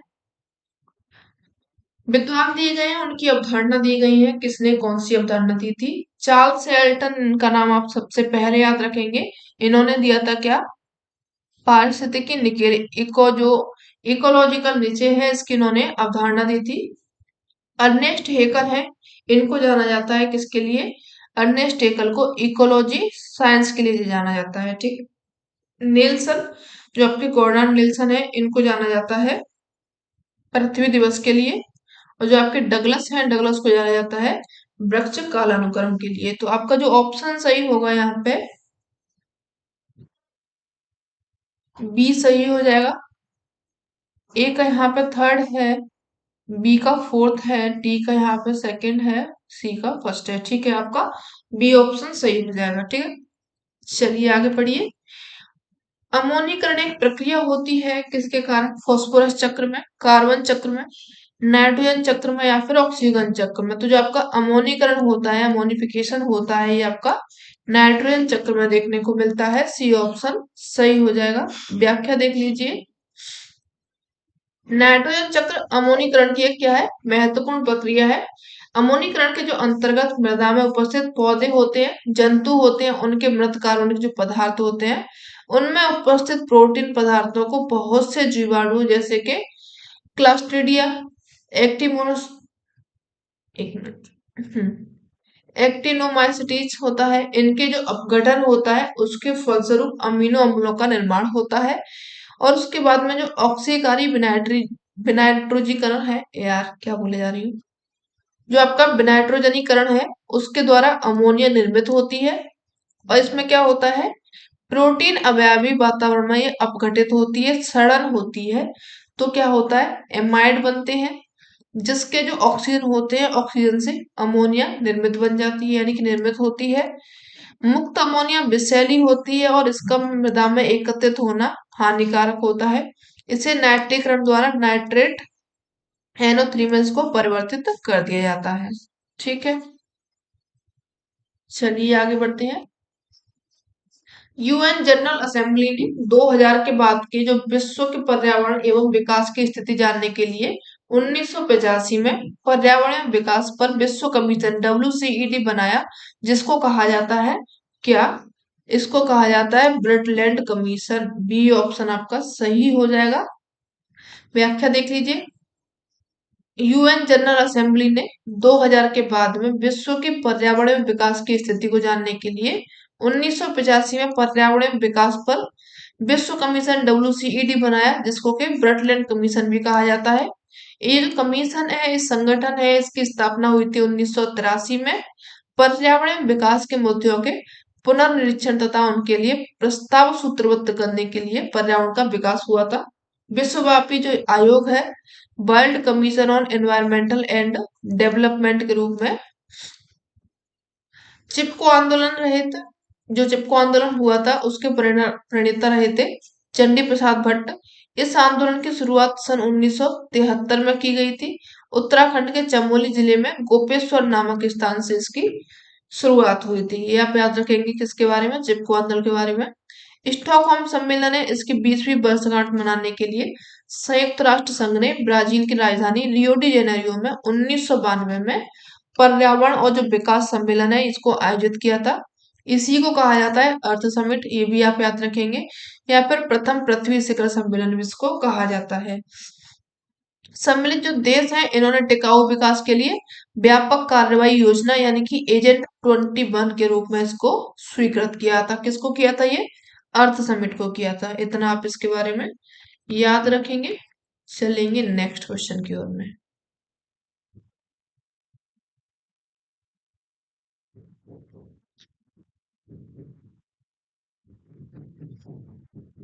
चलिए, यहाँ पे गुणात्मक दिया गया है, अर्धमात्रात्मक है, मात्रात्मक है एवं स्पेशियल यानी कि विशेष है। गुणात्मक में क्या होता है और मात्रात्मक में क्वांटिटी होती है, गुणात्मक में उनके गुण देखे जाते हैं, क्वालिटी देखी जाती है। तो चलिए इनको माप लेते हैं। गुणात्मक में ये कह रहा है कि अंतराल और अनुपात के आंकड़े होते हैं, वर्णमात्री मानचित्र होता है। कंप्यूटर का उपयोग करके डिजिटल तरीके से बनाए गए आभासी मानचित्र स्थल स्वरूप हो जाएंगे। आंकड़े होते हैं कोरोक्रोमेटिक यानी कि कलरों के द्वारा इनको दिखाया जाता है, तो आपके क्या हो जाएंगे, क्वालिटेटिव हो जाएंगे। अर्धमात्रात्मक में होता है, यहाँ पे प्रतीकीकरण होता है, क्रम सूचक आंकड़े होते हैं, वर्ण प्रतीकी होता है, तो ये आपका अर्धमात्रात्मक में आ जाएगा। मात्रात्मक में यहाँ पे आंकड़े आएंगे, उनके अनुपात आएंगे, वर्ण मात्री मानचित्र आ जाएंगे। या फिर इनमें जो मात्रात्मक है आपका क्वांटिटेटिव, कंप्यूटर का यहाँ पे उपयोग करके डिजिटल तरीके से बनाए गए आभासी मानचित्र होते हैं, स्थल स्वरूप मानचित्र होते हैं। सी का यहाँ पे सेकंड हो जाएगा। स्पेशल यानी कि विशेष में होता है कि अंतराल अनुपात आंकड़े वर्णमात्री यहाँ पे मानचित्र होते हैं। डी का फर्स्ट हो जाएगा। ठीक है, एक सी का यहाँ पे फर्स्ट होगा, अभी अपन लोग पहले ठीक कर रहे थे। ए का यहाँ पे थर्ड हो जाएगा, बी का फोर्थ हो जाएगा, सी का फर्स्ट हो जाएगा और डी स्पेशल में यानी कि स्पेशल तरीके से आप एक कंप्यूटर का यहाँ पे उपयोग करेंगे, डिजिटल तरीके से किसी भी मानचित्र को बनाएंगे, उसके स्थल को दिखाएंगे, स्वरूप को दिखाएंगे मानचित्र पर। ठीक है, ऑप्शन जो आपका सही होगा यहाँ पे सी सही हो जाएगा। चलिए आगे बढ़ते हैं। नेक्स्ट क्वेश्चन देखिए, काफी लेंदी लेंदी क्वेश्चन दिए गए हैं और इतने ही लेंदी अब आ रहे हैं, तो इनसे डरना नहीं है। पहला इसमें कह रहा है कि जो विषुव की अवधि होती है सर्वत्र पृथ्वी पर दिन, और जो दिन का प्रकाश होता है 12 घंटों का होता है। ठीक है, आगे कह रहा है कि जो विषुव विषुव है प्रदीप्ति वृत्त सीधा ध्रुवों के आर पार से गुजरता है और अक्षांशों को आधे में ही विभाजित कर देता है। बिल्कुल ये ठीक कह रहा है। ए और आर दोनों ही सही हो जाएंगे, साथ में इनकी व्याख्या भी सही हो जाएगी। ठीक है, ए ऑप्शन इसमें आप सही टिक कर देंगे। चलिए आगे बढ़ेंगे। विषुव की अवधि होती है, सर्वत्र पृथ्वी जो होती है उसमें दिन का प्रकाश 12 घंटों का होता है, क्योंकि जो विषुव होता है उसमें प्रदीप्ति वृत्त होता है, सीधा ध्रुवों के आर पार दिखाई देता है। ये जो होता है, ये तिथियां दोनों गोलार्धों में दिन और रात की अवधि यहाँ पे समान होती है, उसी को विषुव या फिर इक्विनोक्स की संज्ञा दी जाती है। 21 मार्च को जो सूर्य होता है 23 सितंबर को विषुवत रेखा पर लंबवत होता है। इन दोनों तिथियों को पूरे ग्लोब पर दिन और रात जो होते हैं, क्या होती है, इनकी अवधि समान होती है। 12 घंटे की रात होती है, 12 घंटे का दिन होता है। 21 मार्च वाला जो विषुव होता है उसको बसंत विषुव कहा जाता है, और 23 सितंबर वाले विषुव को शरद विषुव कहा जाता है। ये भी आप याद रखेंगे। चलिए आगे बढ़ेंगे। चरों की जो अन्योन्याश्रितता है, इंटरडिपेंडेंसी है, इसका विश्लेषण करने के लिए निम्नलिखित में से किस एक सांख्यिकी तकनीक का उपयोग किया जाता है? किसका किया जाता है यहाँ पे? जो आपका लोकेशन क्वोशिएंट है या फिर स्टैंडर्ड यानी कि मानक अंक है चरों की इंटरडिपेंडेंसी के लिए। कोएफिशिएंट ऑफ वेरिएबिलिटी है, या फिर जो प्रमुख घटक है उनके विश्लेषण, प्रिंसिपल कंपोनेंट एनालिसिस। तो डी ऑप्शन यहाँ पे आपका ये सही हो जाएगा। यहाँ पे क्या होता है, जो प्रिंसिपल कंपोनेंट एनालिसिस होता है, सांख्यिकी तकनीकों का प्रयोग, इनका उपयोग किया जाता है। यहाँ पे प्रधान घटक होता है विश्लेषण तकनीक में किसी भी केंद्र, उसके समीप वाले जो केंद्र होते हैं उनसे किसी भी दिशा में उसका क्या संबंध है, इसको देखा जाता है। इस जो तकनीक होती है, प्रत्येक बिंदु या फिर निकटतम जो पड़ोसी बिंदु होता है, इसके बीच की दूरी, इनके माध्य की गणना की जाती है। इस प्रकार इसे निकटतम पड़ोसी सूचकांक भी कहा जाता है। ये किसका बात कर रहा है? ये आपका निकटतम पड़ोसी सूचकांक है। सर्वप्रथम जो क्लार्क है एवं इवांस है, इन्होंने इस विधि का प्रयोग किया था पौधों और वनस्पति के वितरण को ज्ञात करने के लिए, इसका वर्गीकरण किया हुआ है। ठीक है, आगे बढ़ते हैं। नेक्स्ट क्वेश्चन यहाँ पे आपका, स्तर है पटक ज्वालामुखी निम्नलिखित में से किसका अभिलक्षण करता है? बताइए इसका। पढ़िए क्वेश्चन, इनके जो ऑप्शंस हैं इनको पढ़िए। यानी कि आपका यहाँ पे पूछा गया है स्ट्रेटो वोल्केनो जो, ठीक है, वोल्केनो का पूछा गया है। बेसाल्ट मैग्मा का अंतर्धारीय परत इसमें शामिल होती है, या फिर मैग्मा गैस युक्त होती है, अत्यधिक श्लेष्म होती है? मैग्मा जो है यहाँ पे निम्न दाब पर उत्पन्न होता है। ऑप्शन जो आपका सही होगा इसमें, ये आपके स्तर वाली ज्वालामुखी की बात कर रहा है, तो यहाँ पे अंतर्धारीय परत शामिल होगी, साथ में जो मैग्मा होगा वो गैस युक्त होगा, अत्यधिक यहाँ पे श्लेष्म होगा, हाईली विस्कस होगा।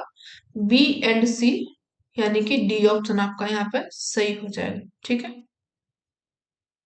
ये इसके जो आपकी स्ट्रेटो वोल्केनो है, इसका जो निर्माण होता है अम्लीय लावा से होता है। किससे होता है ये? अम्लीय लावा से होता है। लावा में सिलिका की मात्रा अधिक होती है, श्यानता सर्वाधिक पाई जाती है, जिसके कारण लावा का फैलाव होता है वो कि कम होता है। परिणाम स्वरूप यहाँ पर पर्वत का निर्माण होता है।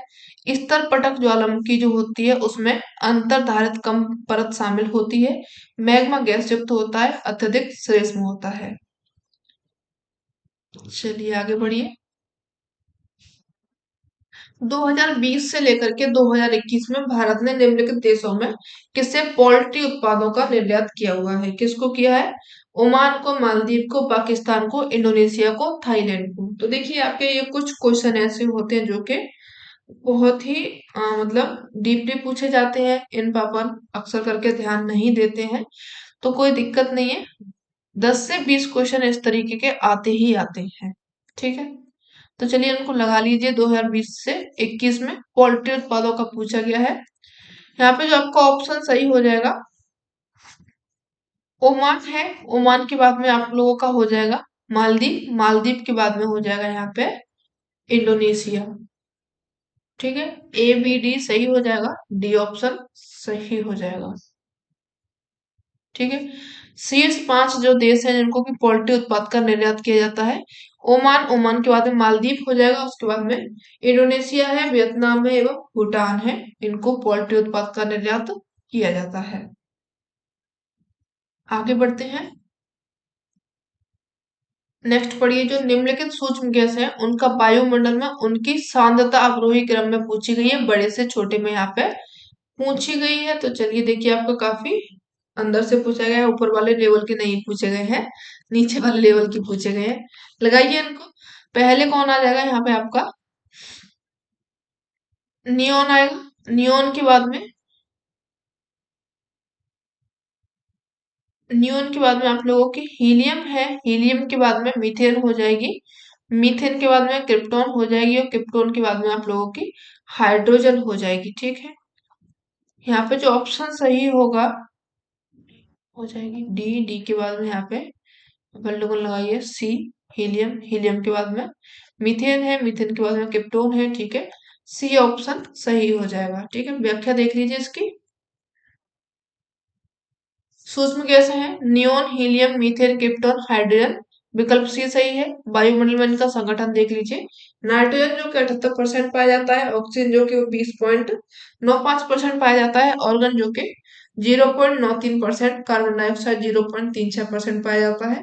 हल्की कैसे है ये वाली, इनको देख लीजिए। नियोन जो कि 0.002% है, हीलियम 0.005% है, क्रिप्टॉन 0.001% हो जाएगा, जेनॉन 0.00009% हो जाएगा, मीथेन है और आपका सबसे एंड में हाइड्रोजन मिलता है। ठीक है, आप इनका चाहे तो आप गाने की तरह याद कर लीजिए, रोते गाते कैसे भी याद कर लीजिए, कहीं से भी पूछा जा सकता है।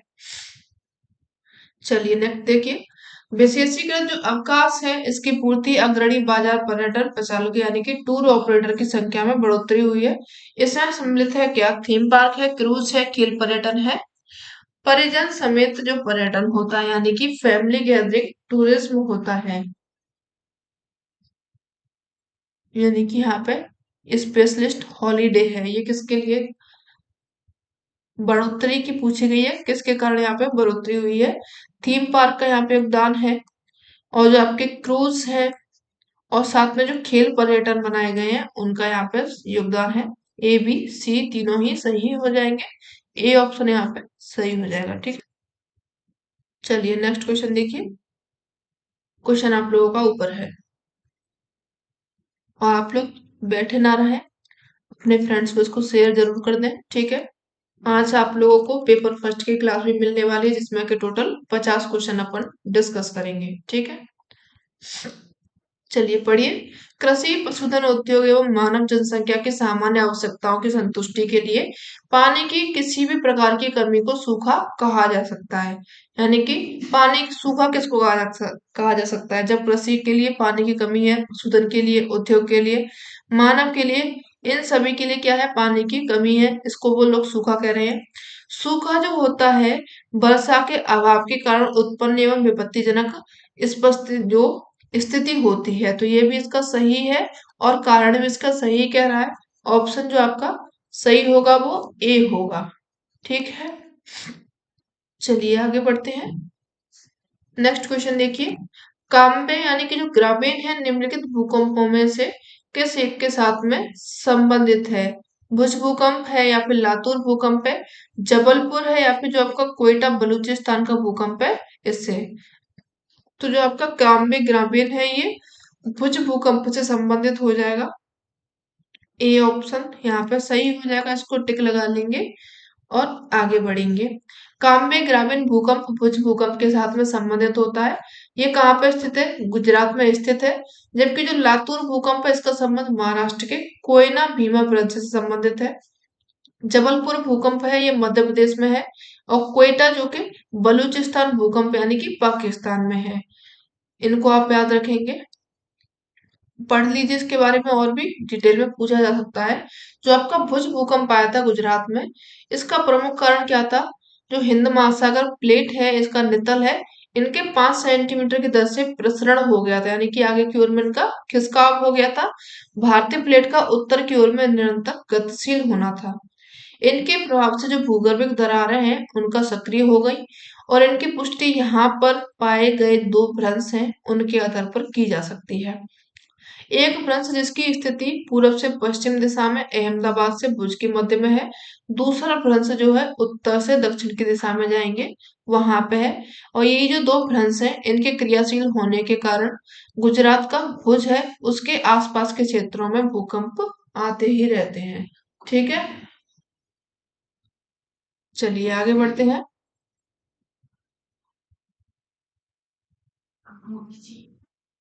आप लोग एक क्वेश्चन पढ़िए, मैं अभी 2 मिनट में आती हूँ। ठीक है।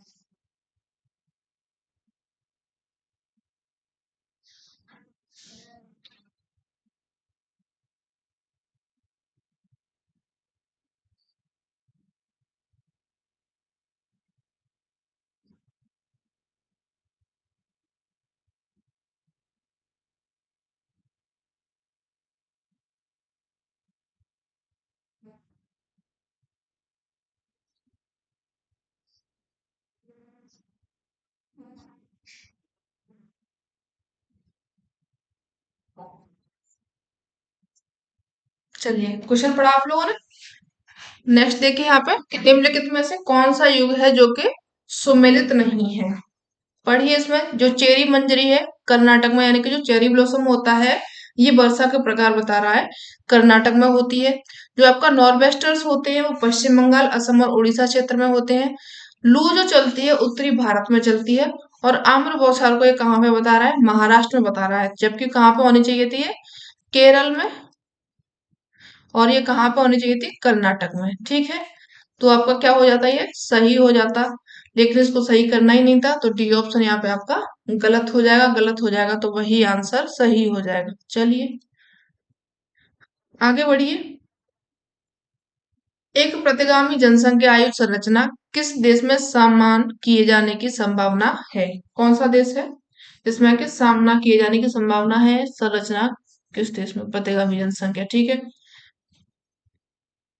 जिसने जो जनांगीय संक्रमण है उसको पूरा कर लिया है, या फिर यहाँ पे जिसमें युवा और वृद्ध की जनसंख्या संतुलित है, जिसकी जनसंख्या युवा है, या फिर जो जनांगीय संक्रमण के प्रारंभिक विस्तारण चरण में है। तो यहाँ पे जो आपका ऑप्शन सही हो जाएगा कि कौन है जो कि प्रतिगामी जनसंख्या आयु संरचना में किस देश में सामना किए जाने की संभावना उसमें बनी होगी, जिसने के जो जनांगीय संक्रमण है उसको पूरा कर लिया है, यानी कि ए ऑप्शन सही हो जाएगा। व्याख्या देख लीजिए इसकी। प्रतिगामी जनसंख्या जो है आयु संरचना उस देश में सामना की जाने की संभावना हो सकती है जिसने कि जो आपका जनांगीय संक्रमण है इसके सभी स्टेज को पूरा कर लिया है, यानी कि चतुर्थ अवस्था में है, जिसमें कि जन्म दर और मृत्यु दर दोनों ही क्या है, निम्न स्तर पर पहुंच चुकी है।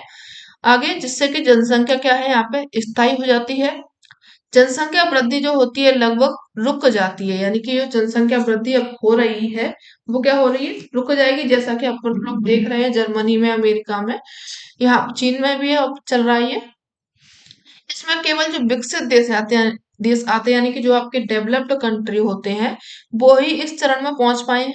जनांगीय संक्रमण जो सिद्धांत है इसका सिद्धांत का प्रतिपादन किया था थॉमसन ने 1929 में और नोटेस्टीन ने 1945 में। ठीक है, चलिए आगे बढ़ते हैं। नेक्स्ट है यहाँ पे जो आपका बायोलॉजिकल ऑक्सीजन डिमांड है इसकी ये बात कर रहा है। क्या होता है ये बायोलॉजिकल ऑक्सीजन डिमांड, पढ़िए इसको। मल जल की जो बीओडी होती है, जैविक ऑक्सीजन मांग जो होती है बहुत अधिक बता रहा है ये। ठीक है, और आगे ये कह रहा है कि जो आपका मल जल है उसमें विलेयत ऑक्सीजन होती है, उसकी मात्रा न्यून होने के कारण जो मल जल है उसमें वायवीय जीवों की संख्या में तेजी से वृद्धि हो जाती है। ये गलत होगा, बाह्यजीव वृद्धि यहाँ पे नहीं होगी। बी ऑप्शन गलत हो जाएगा, ए को आप सही लगा कर चलेंगे। नेक्स्ट ये कह रहा है कि जो पारिस्थितिकी विज्ञान है जीव एवं उनके भौतिक पर्यावरण के मध्य में अंतर संबंध का अध्ययन होता है। यह पारिस्थितिकी विज्ञान यानी कि एक अलग टॉपिक की बात कर रहा है, लेकिन ये बात जो कर रहा है वो सही कर रहा है, तो आपका सी सही हो जाएगा। परपोषी यानी कि जो परजीवी की बात कर रहा है, ये ऐसे जीव बता रहा है जो अपने आहार के लिए अन्य जीवित जीवों पर निर्भर नहीं रहते हैं। निर्भर नहीं रहते तो इनका नाम परजीवी क्यों होता है? ठीक है, ठीक है, तो ये आपका गलत हो जाएगा। ए एंड सी आपका ऑप्शन सही हो जाएगा जो कि दिया गया है सी में। इसको आप सही लगाएंगे और आगे बढ़ जाएंगे। निम्नलिखित में से कौन सा है जो कि ब्रह्मपुत्र नदी में आने वाली बाढ़ के कारण या फिर कारणों में नहीं आता है? कौन सा हो जाएगा? जो ब्रह्मपुत्र की सहायक नदियां हैं, विशाल मात्रा में जल और गाद सिल्ट बनाती हैं। गाद के अधिक जमाव से नदी का तल क्या हो जाता है? ऊंचा कर दिया जाता है, जिसके कारण क्या होती है? बाढ़ का नहीं पूछा गया है, ठीक है, नहीं आती है, तो ठीक है, ये तो कारणों में आ जाएगा। तल अगर ऊंचा होगा तो पानी बाहर की ओर में फैलेगा, फैलेगा तो क्या होगा? यहाँ पे बाढ़ आएगी। ये नहीं होगा। चलिए आगे बढ़ते हैं। कृषि की यहाँ पे त्रुटिपूर्ण पद्धति हो जाएगी, ये आपका सही होगा, ये बाढ़ के कारणों में नहीं होती है। अन्य में जो भूकंप है, भूकंप ने नदी के मार्ग में परिवर्तन कर दिया है, तो क्या होगा? बाढ़ आ सकती है। भूकंप है, भूकंप ने नदी के मार्ग में, हाँ, तो यहाँ पे ये बाढ़ का कारण नहीं है। ब्रह्मपुत्र घाटी की चौड़ाई दे रहा है। आगे कह रहा है कि जो अति उच्च जनसंख्या है उसके दबाव ने जनसंख्या को बाढ़ प्रभावित क्षेत्रों में रहने के लिए बाध्य कर दिया है। ये भी आपका सही हो जाएगा। तो जो बाढ़ ना आने के कारण इसमें पूछे गए हैं, तो ये हो जाएंगे आपके बी एंड सी हो जाएगा, ठीक है। ऑप्शन जो आपका सही होगा यहाँ पे बी सही हो जाएगा। चलिए आगे बढ़ेंगे।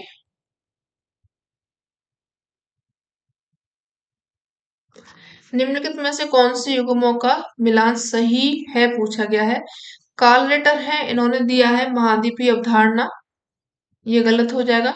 अलेक्जेंडर बोन हम बोलते हैं जो कि टीलियोलॉजिक अप्रोच इनका बता रहे हैं, ये भी आपका गलत हो जाएगा। ऑस्कर पेस्टेल उन्होंने 10 ऑस्लैंड लिखी हुई है, ये ठीक हो जाएगा।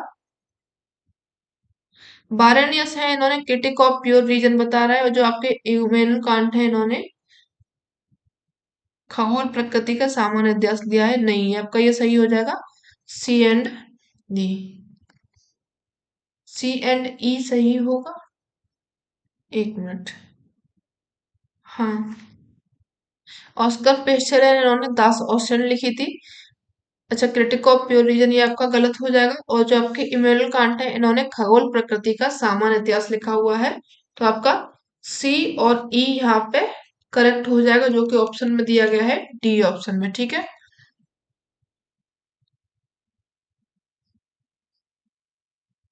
चलिए आगे बढ़ते हैं।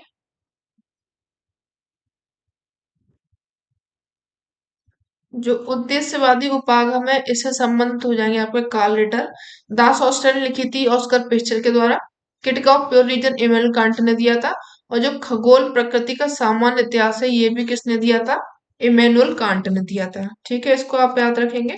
आगे बढ़िए। डीईएम में सारे पिक्सल चित्र जो अवयव होते हैं अलग अलग आकृति और आकार के होते हैं। अच्छा, कथन एक तो ऊपर ही रह गया। डिजिटल उच्चता मॉडल जो डीईएम है, एक क्या है? राष्ट्र प्रारूप है। जो डीईएम होते हैं, इसमें जो सारे पिक्सल्स होते हैं, चित्र यानी कि जो अवयव होते हैं अलग अलग आकृति और अलग अलग आकार के होते हैं, तो गलत हो जाएगा। यहाँ पे क्या होता है?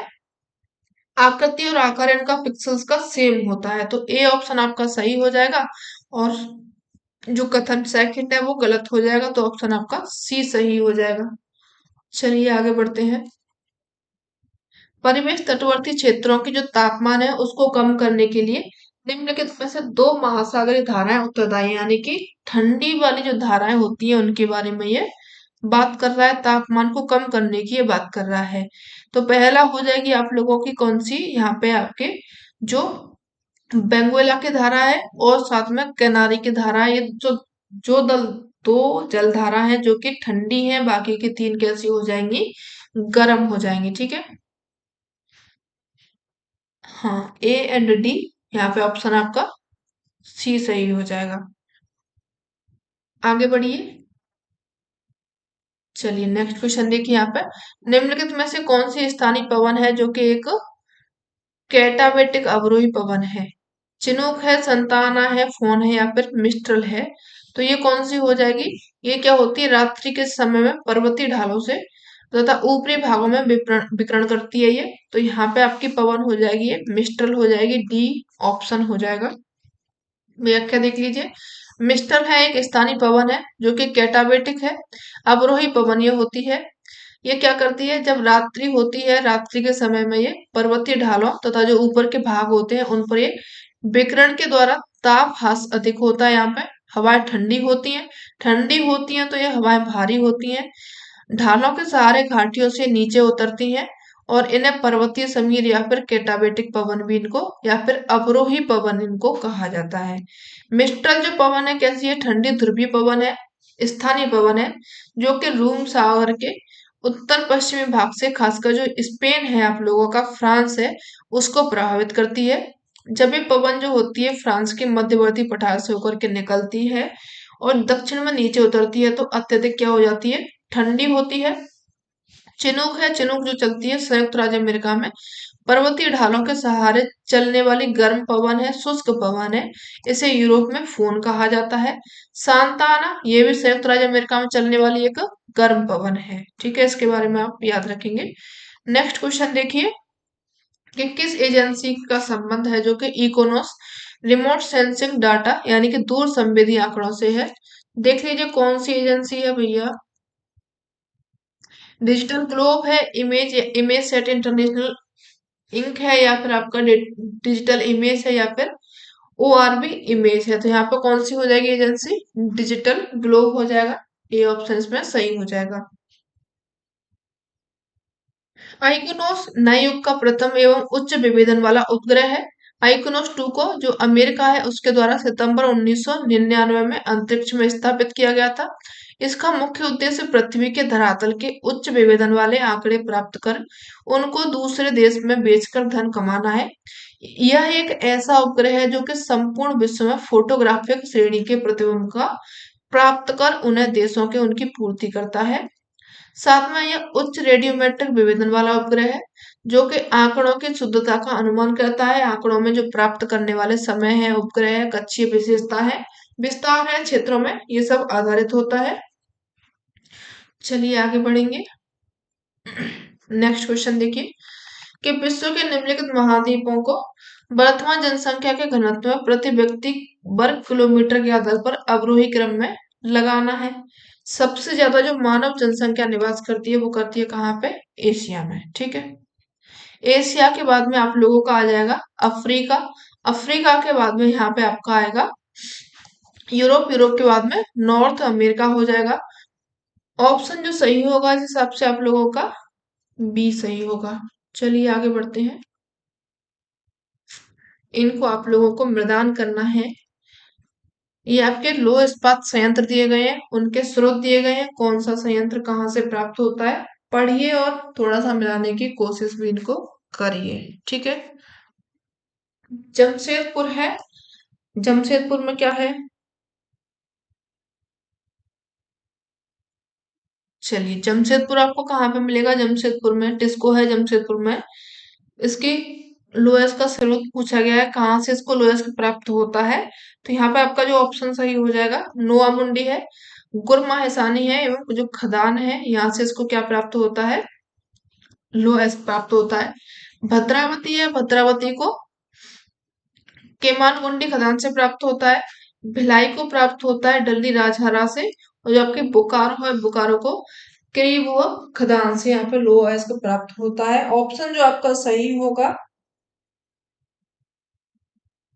सी सही हो जाएगा। ठीक है, चलिए आगे बढ़ेंगे।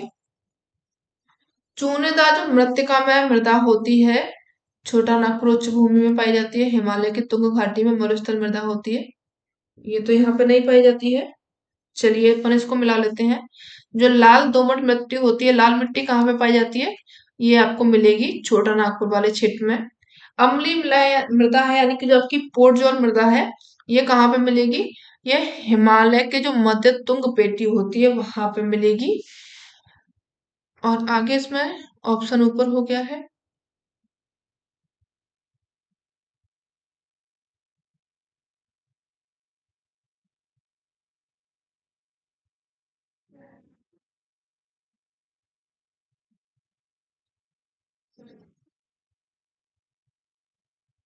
और जो आपकी यानी कि खादर है, यानी कि जो निम्न जैवीय पदार्थ होते हैं, निम्न यहाँ पे नाइट्रोजन पाए जाते हैं, अन्य पोषक वाली यहाँ पे मृदा होती है। तो ये बात कर रहा है किसकी? मनुस्थ यहाँ पे ये बात कर रहा है मरुस्थलीय मृदा की। और यानी कि बहुत कम यहाँ पे नाइट्रोजन पाए जाते हैं और अन्य पोषक पदार्थ, यानी कि यहाँ पे कोई भी खाने योग्य चीजें नहीं बनती है ज्यादातर। तो ये मरुस्थलीय मृदा हो जाएगी। मरुस्थली आपके पहले में थी। और ये खादर आपकी कहाँ पे मिलेगी? चूनेदार मृत्तिका में मृदा हो जाएगी। तो यहाँ पे आपका ऑप्शन जो सही होगा वो हो जाएगा यहाँ पे ए का फोर्थ हो जाएगा, बी का यहाँ पे फर्स्ट हो जाएगा, सी का सेकंड है। ठीक है। चुनिंदा जो मृतिका में मृदा होती है खादर मृदा हो जाएगी। लाल दोमट मिट्टी मिलेगी कहाँ पे? जो छोटा नागपुर प्लेट्यू है, उच्च भूमि है, वहां पे मिलेगी। अम्लीय या फिर पोर्चोल मिला है वो मिलेगी आपको हिमालय की मध्य तुंग पेटियों में। निम्न जैविक पदार्थ है, निम्न हाइड्रोजन प्राप्त होते हैं, अन्य पोषक वाली जो मृदा होती है वो मिलेगी मरुस्थल वाले क्षेत्रों में। ठीक है, आगे बढ़िए। वेद है उनके ब्रह्मांड की में विवेचित ब्रह्मांड उत्पत्ति के प्रकारों को पहचाना है। दार्शनिक उत्पत्ति है, कलात्मक उत्पत्ति है, यंत्रीय उत्पत्ति है, रासायनिक उत्पत्ति है। ब्रह्मांडिक ब्रह्मांड की जो विवेचित ब्रह्मांड है उनके प्रकारों को इसमें पहचानना है। तो पहला हो जाएगा यहाँ पे ब्रह्मांड के द्वारा यहाँ पे जो होती है विवेचित ब्रह्मांड उत्पत्ति। दार्शनिक होगा, कलात्मक होगा और साथ में आपकी ये कैसी हो जाएगी? यंत्रीय होगी। ए बी सी आपका ऑप्शन यहाँ पे सही हो जाएगा। रासायनिक इसमें नहीं आएगी। ठीक है, ये केमिकल बैथिंग अलग होती है। देख लीजिए इसकी व्याख्या। वेदों में जो विवेचित ब्रह्मांड है इसकी उत्पत्ति के प्रकारों में दार्शनिक उत्पत्ति, कलात्मक उत्पत्ति एवं यंत्रीय उत्पत्ति मानी जाती है। वेद और उपनिषद उपनिषद जो होते हैं उनमें ब्रह्मांड की उत्पत्ति का क्रमबद्ध वर्णन मिलता है। ऋग्वेद में कहा गया है कि परमेश्वर से ज्ञान और प्रकृति की उत्पत्ति हुई है। उससे परमाणुओं से युक्त आकाश उत्पन्न हुआ है। परमाणुओं से पूर्ण आकाश, नक्षत्र, सूर्य, चंद्रमा, पृथ्वी आदि की उत्पत्ति हुई है। प्लेटो और जो अरस्तु हैं इनका भी विश्वास था कि संसार क्या है? ईश्वरीय रचना है। इसमें होने वाले जो परिवर्तन है ईश्वरीय नियोजन के ही परिणाम है। ये किसने कहा है? प्लेटो ने और अरस्तु ने। ठीक है, आगे बढ़िए। नेक्स्ट क्वेश्चन देखिए। नॉक नी सिंड्रोम यानी कि संलक्षण है घुटनों से नीचे टांगों का बाहर की ओर में मुड़ना। इसका कारण क्या है? फ्लोराइड का प्रदूषण है, लेड यानी कि सीसा जो सीमा प्रदूषण है, मरकरी है या फिर कार्बन डाइऑक्साइड है। तो जो घुटने जो मुड़ जाते हैं आप लोगों के, जो बुढ़ापा आएगा यहाँ पे, जैसे कि हमारे यहाँ का पानी बहुत क्या है? फ्लोराइड युक्त है। फ्लोराइड बहुत ज्यादा पाई जाती है। तो कारण इसका क्या है? इसमें क्या मिलती है? इससे जो घुटने होते हैं, घुटने के नीचे पैर जो होते हैं टेढ़े मेढ़े हो जाते हैं एंड टाइम में आते आते। हमारे घर में कई लोगों के हो चुके हैं। कारण उसका ये है, ए हो जाएगा, फ्लोराइड यहाँ पे देखने को मिलती है। चलिए नाम याद रखेंगे इसका, नॉकनी सिंड्रोम। ठीक है, चलिए आगे बढ़ते हैं।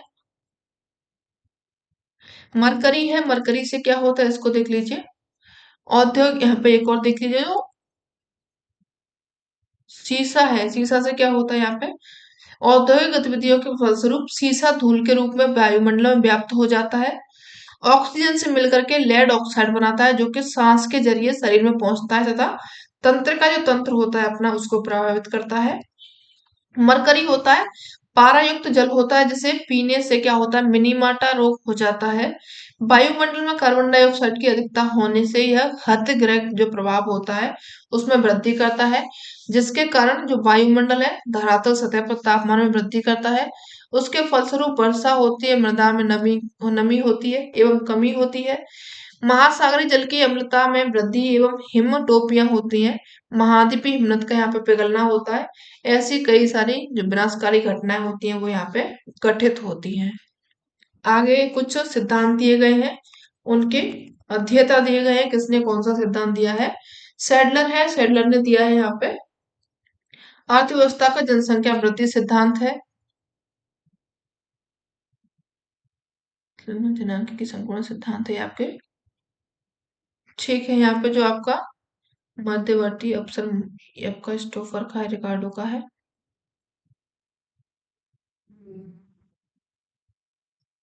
सैडलर है, सैडलर ने दिया था आपके जो प्रजनन दर है घनत्व के साथ में इन्होंने संबंध बताया था। थॉमसन एवं इन्होंने दिया था जनांक की संक्रमण सिद्धांत दिया था। और जो आपके रिकॉर्ड हुआ है इन्होंने दिया था मध्यवर्ती अवसर मॉडल।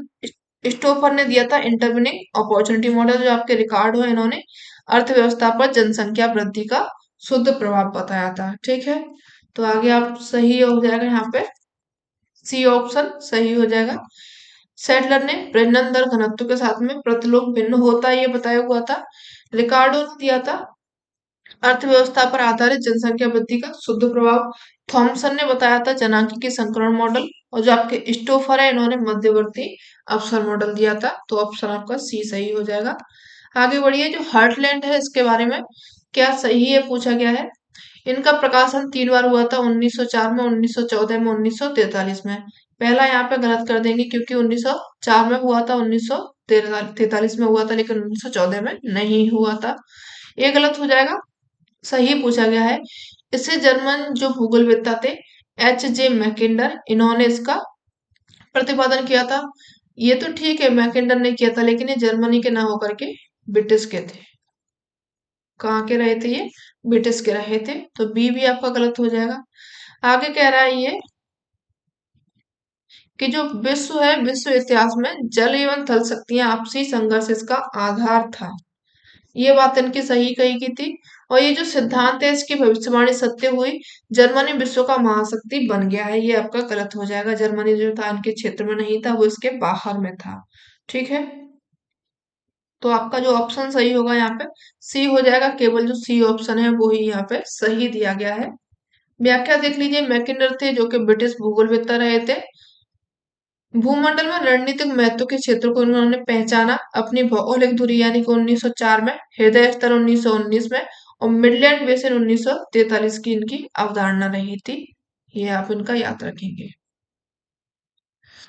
आगे बढ़िए, नेक्स्ट क्वेश्चन देखते हैं यहाँ पे।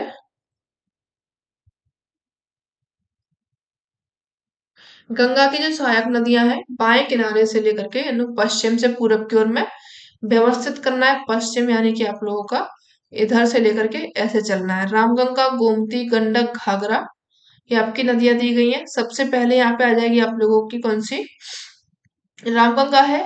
रामगंगा के बाद में यहाँ पे आएगी आप लोगों की गोमती। गोमती के बाद में यहाँ पे आ जाएगी घाघरा। घाघरा के बाद में गंडक आ जाएगी। तो ऑप्शन आपका सही हो जाएगा सी ऑप्शन। ठीक है,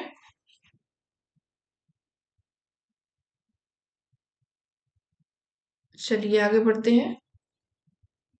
जिन्होंने जलवायु विज्ञान के क्षेत्र में अपना योगदान दिया है, दो स्वीडिश जो विज्ञान विद्वान है इनको पहचानना है। स्वीडिश को पहचानना है यहाँ पे। गैब्रियल डेनियल फारेनहाइट है, एंड्रस सेल्सियस है, विल्हेम बर्कनीज है। तो आपके एक तो ये हो जाएंगे। आगे यहाँ पे दिया गया है टॉर बर्जरोन है, और साथ में जो आपके गैरपर्ड गुस्टाव कोरियोलिस है। तो आपके डी भी हो जाएंगे। बी ऑप्शन, आप सी ऑप्शन यहाँ पे सही हो जाएगा, बी एंड डी। इन्होंने क्या किया था, जलवायु विज्ञान के क्षेत्र में अपना विशेष योगदान दिया हुआ है। कहाँ के थे ये, स्वीडिश थे वैज्ञानिक, ये भी याद रखेंगे। आगे बढ़िए, निम्नलिखित में से कौन विशिष्ट असुरक्षित जनजातीय समूह यानी कि पीवीटीजीएस नहीं है। बनटांगे का, मरम नागा, सेहरिया एवं रियांग। तो यहाँ पे नहीं है पूछा गया है। ये ऑप्शन इसमें आपका सही हो जाएगा। चलिए इसकी व्याख्या देख लीजिए।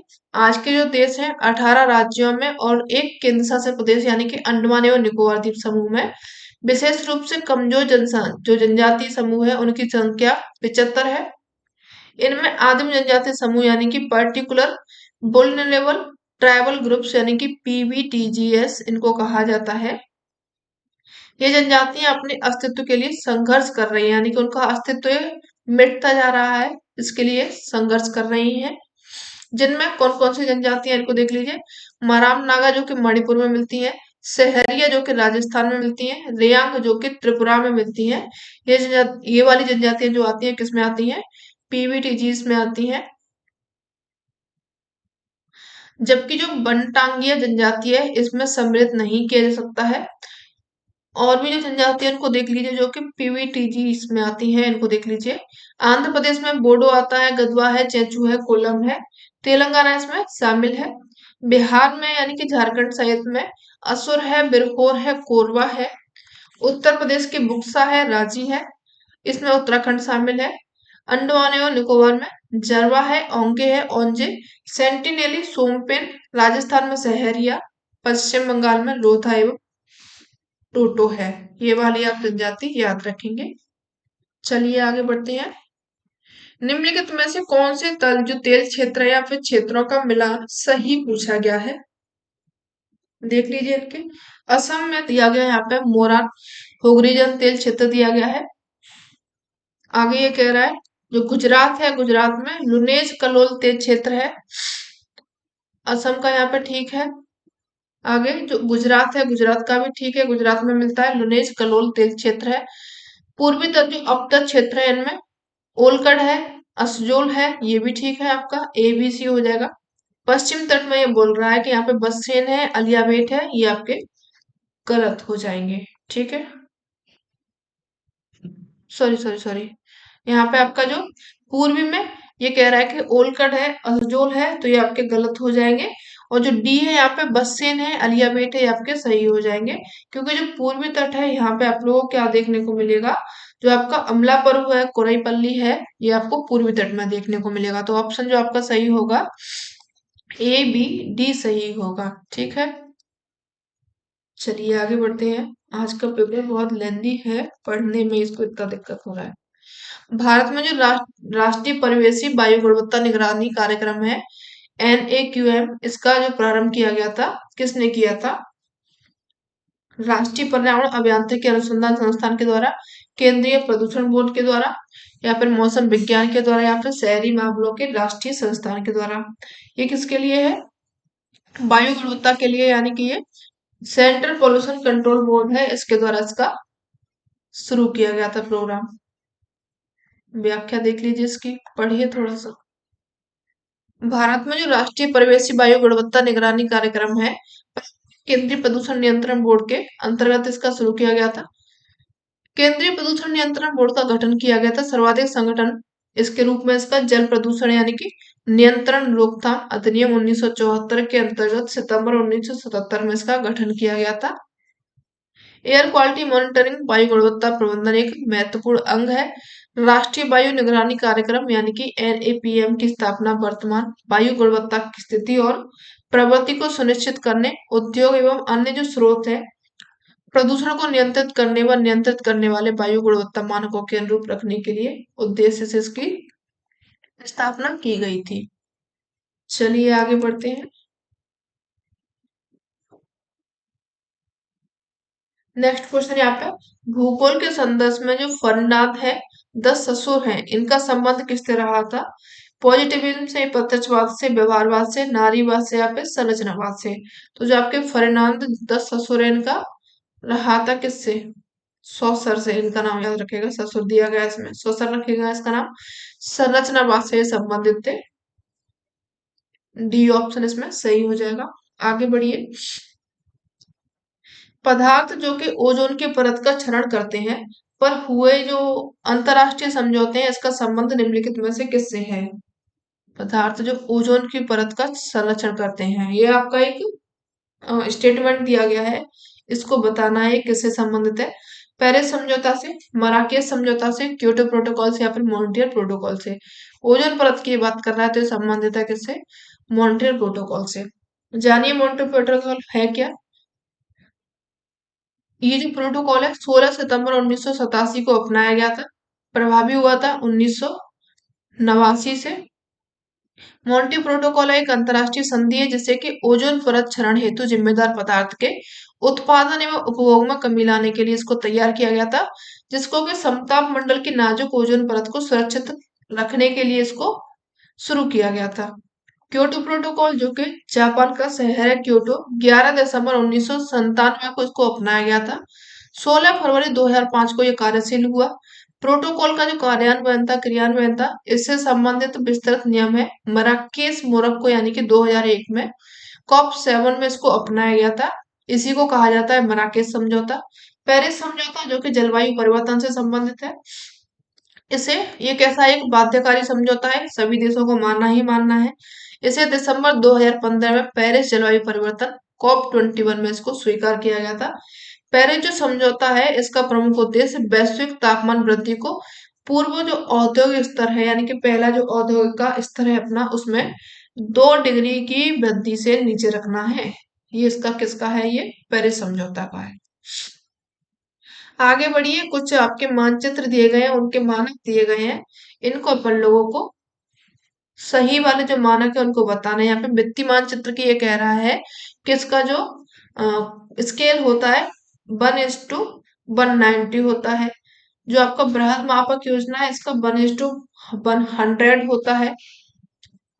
तो आपका ये सही है बृहद मापक का।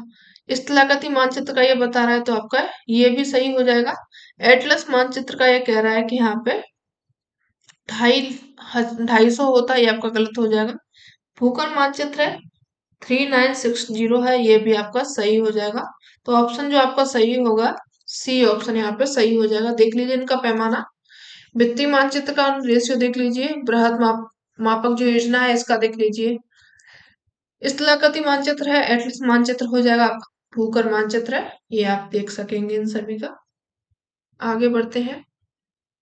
नेक्स्ट क्वेश्चन देखिए, जो आपके कुन्नार मंडल है 1957 में इन्होंने अपने वृत्ति संचयी कारणत्व के सिद्धांत के में राष्ट्रीय और अंतर्राष्ट्रीय स्तर पर प्रादेशिक असमानताओं को किस प्रकार से वर्णित किया हुआ है? किससे किया है इन्होंने?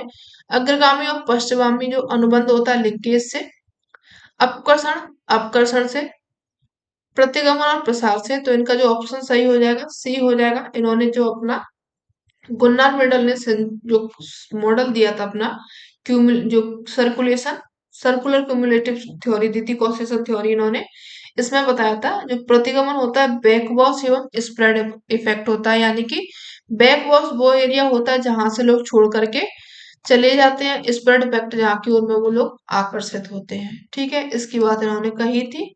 सी ऑप्शन सही हो जाएगा। चलिए आगे बढ़ते हैं। नेक्स्ट क्वेश्चन देखिए यहाँ पे, स्थल रूप है इसके हासमान विकास को निर्दिष्ट करने हेतु डब्ल्यू बैंक द्वारा इनमें से किस पद को नियुक्त किया गया था? बैंक ने कौन सा बताया था? प्राइमरप है हासमान के लिए। ठीक है, बताइए कौन सा किया था? डेवलपमेंट ऑफ लैंडफॉर्म यानी कि बैनिंग। ठीक है, यहाँ पे आवास्थ्य जिंडे है, ग्लिक फार्मिंग है या फिर आवास्थ्य जिंडे। तो यहाँ पे इन्होंने डी शब्द यानी कि जो आवास्थ्य जिंडे है इसका प्रयोग किया था हासमान विकास के लिए। चलिए आगे बढ़ते हैं।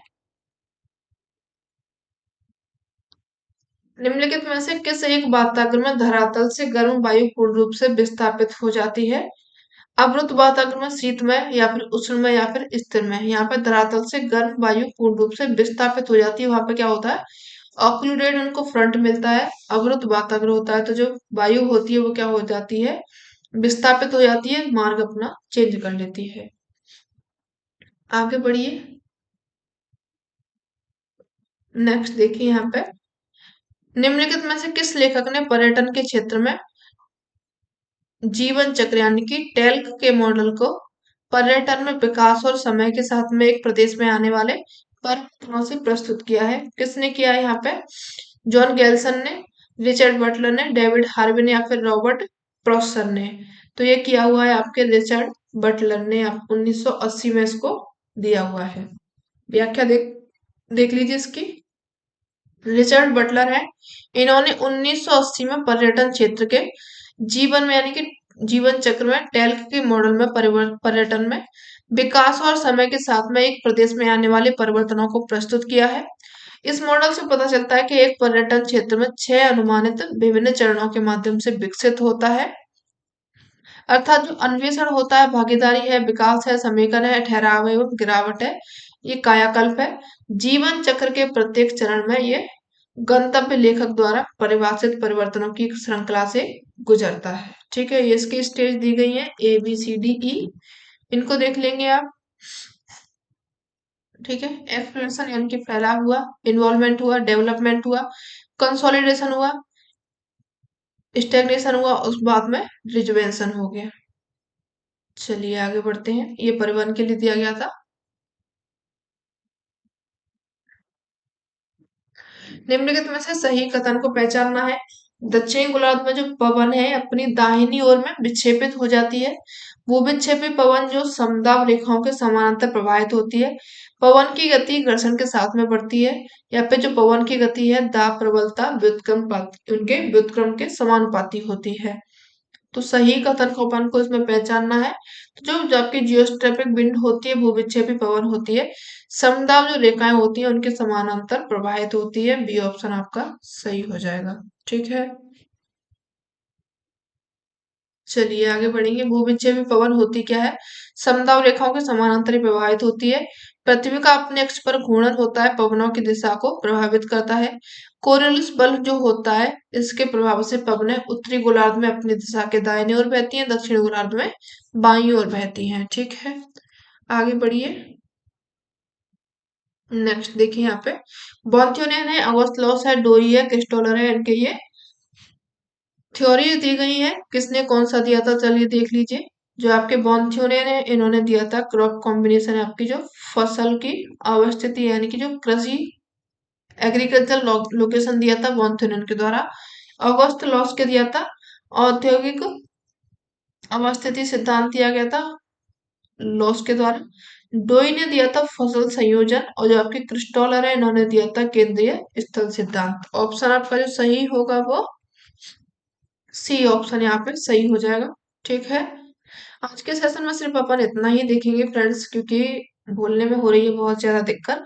आपको जो 20 क्वेश्चन है नेक्स्ट वाला यानी कि आपको कल जो पेपर सॉल्व कराएंगे उसमें आपको 90 नहीं 110 क्वेश्चन सॉल्व कराए जाएंगे। ठीक है, मिलते हैं नेक्स्ट सेशन में, तब तक के लिए धन्यवाद। सेशन कैसा लगा जरूर बताइएगा, अच्छा लगा हो तो अपने फ्रेंड्स को शेयर करेंगे, चैनल पर नए हैं तो उसको सब्सक्राइब करेंगे और सेशन को लाइक करेंगे। ठीक है, धन्यवाद, बाय।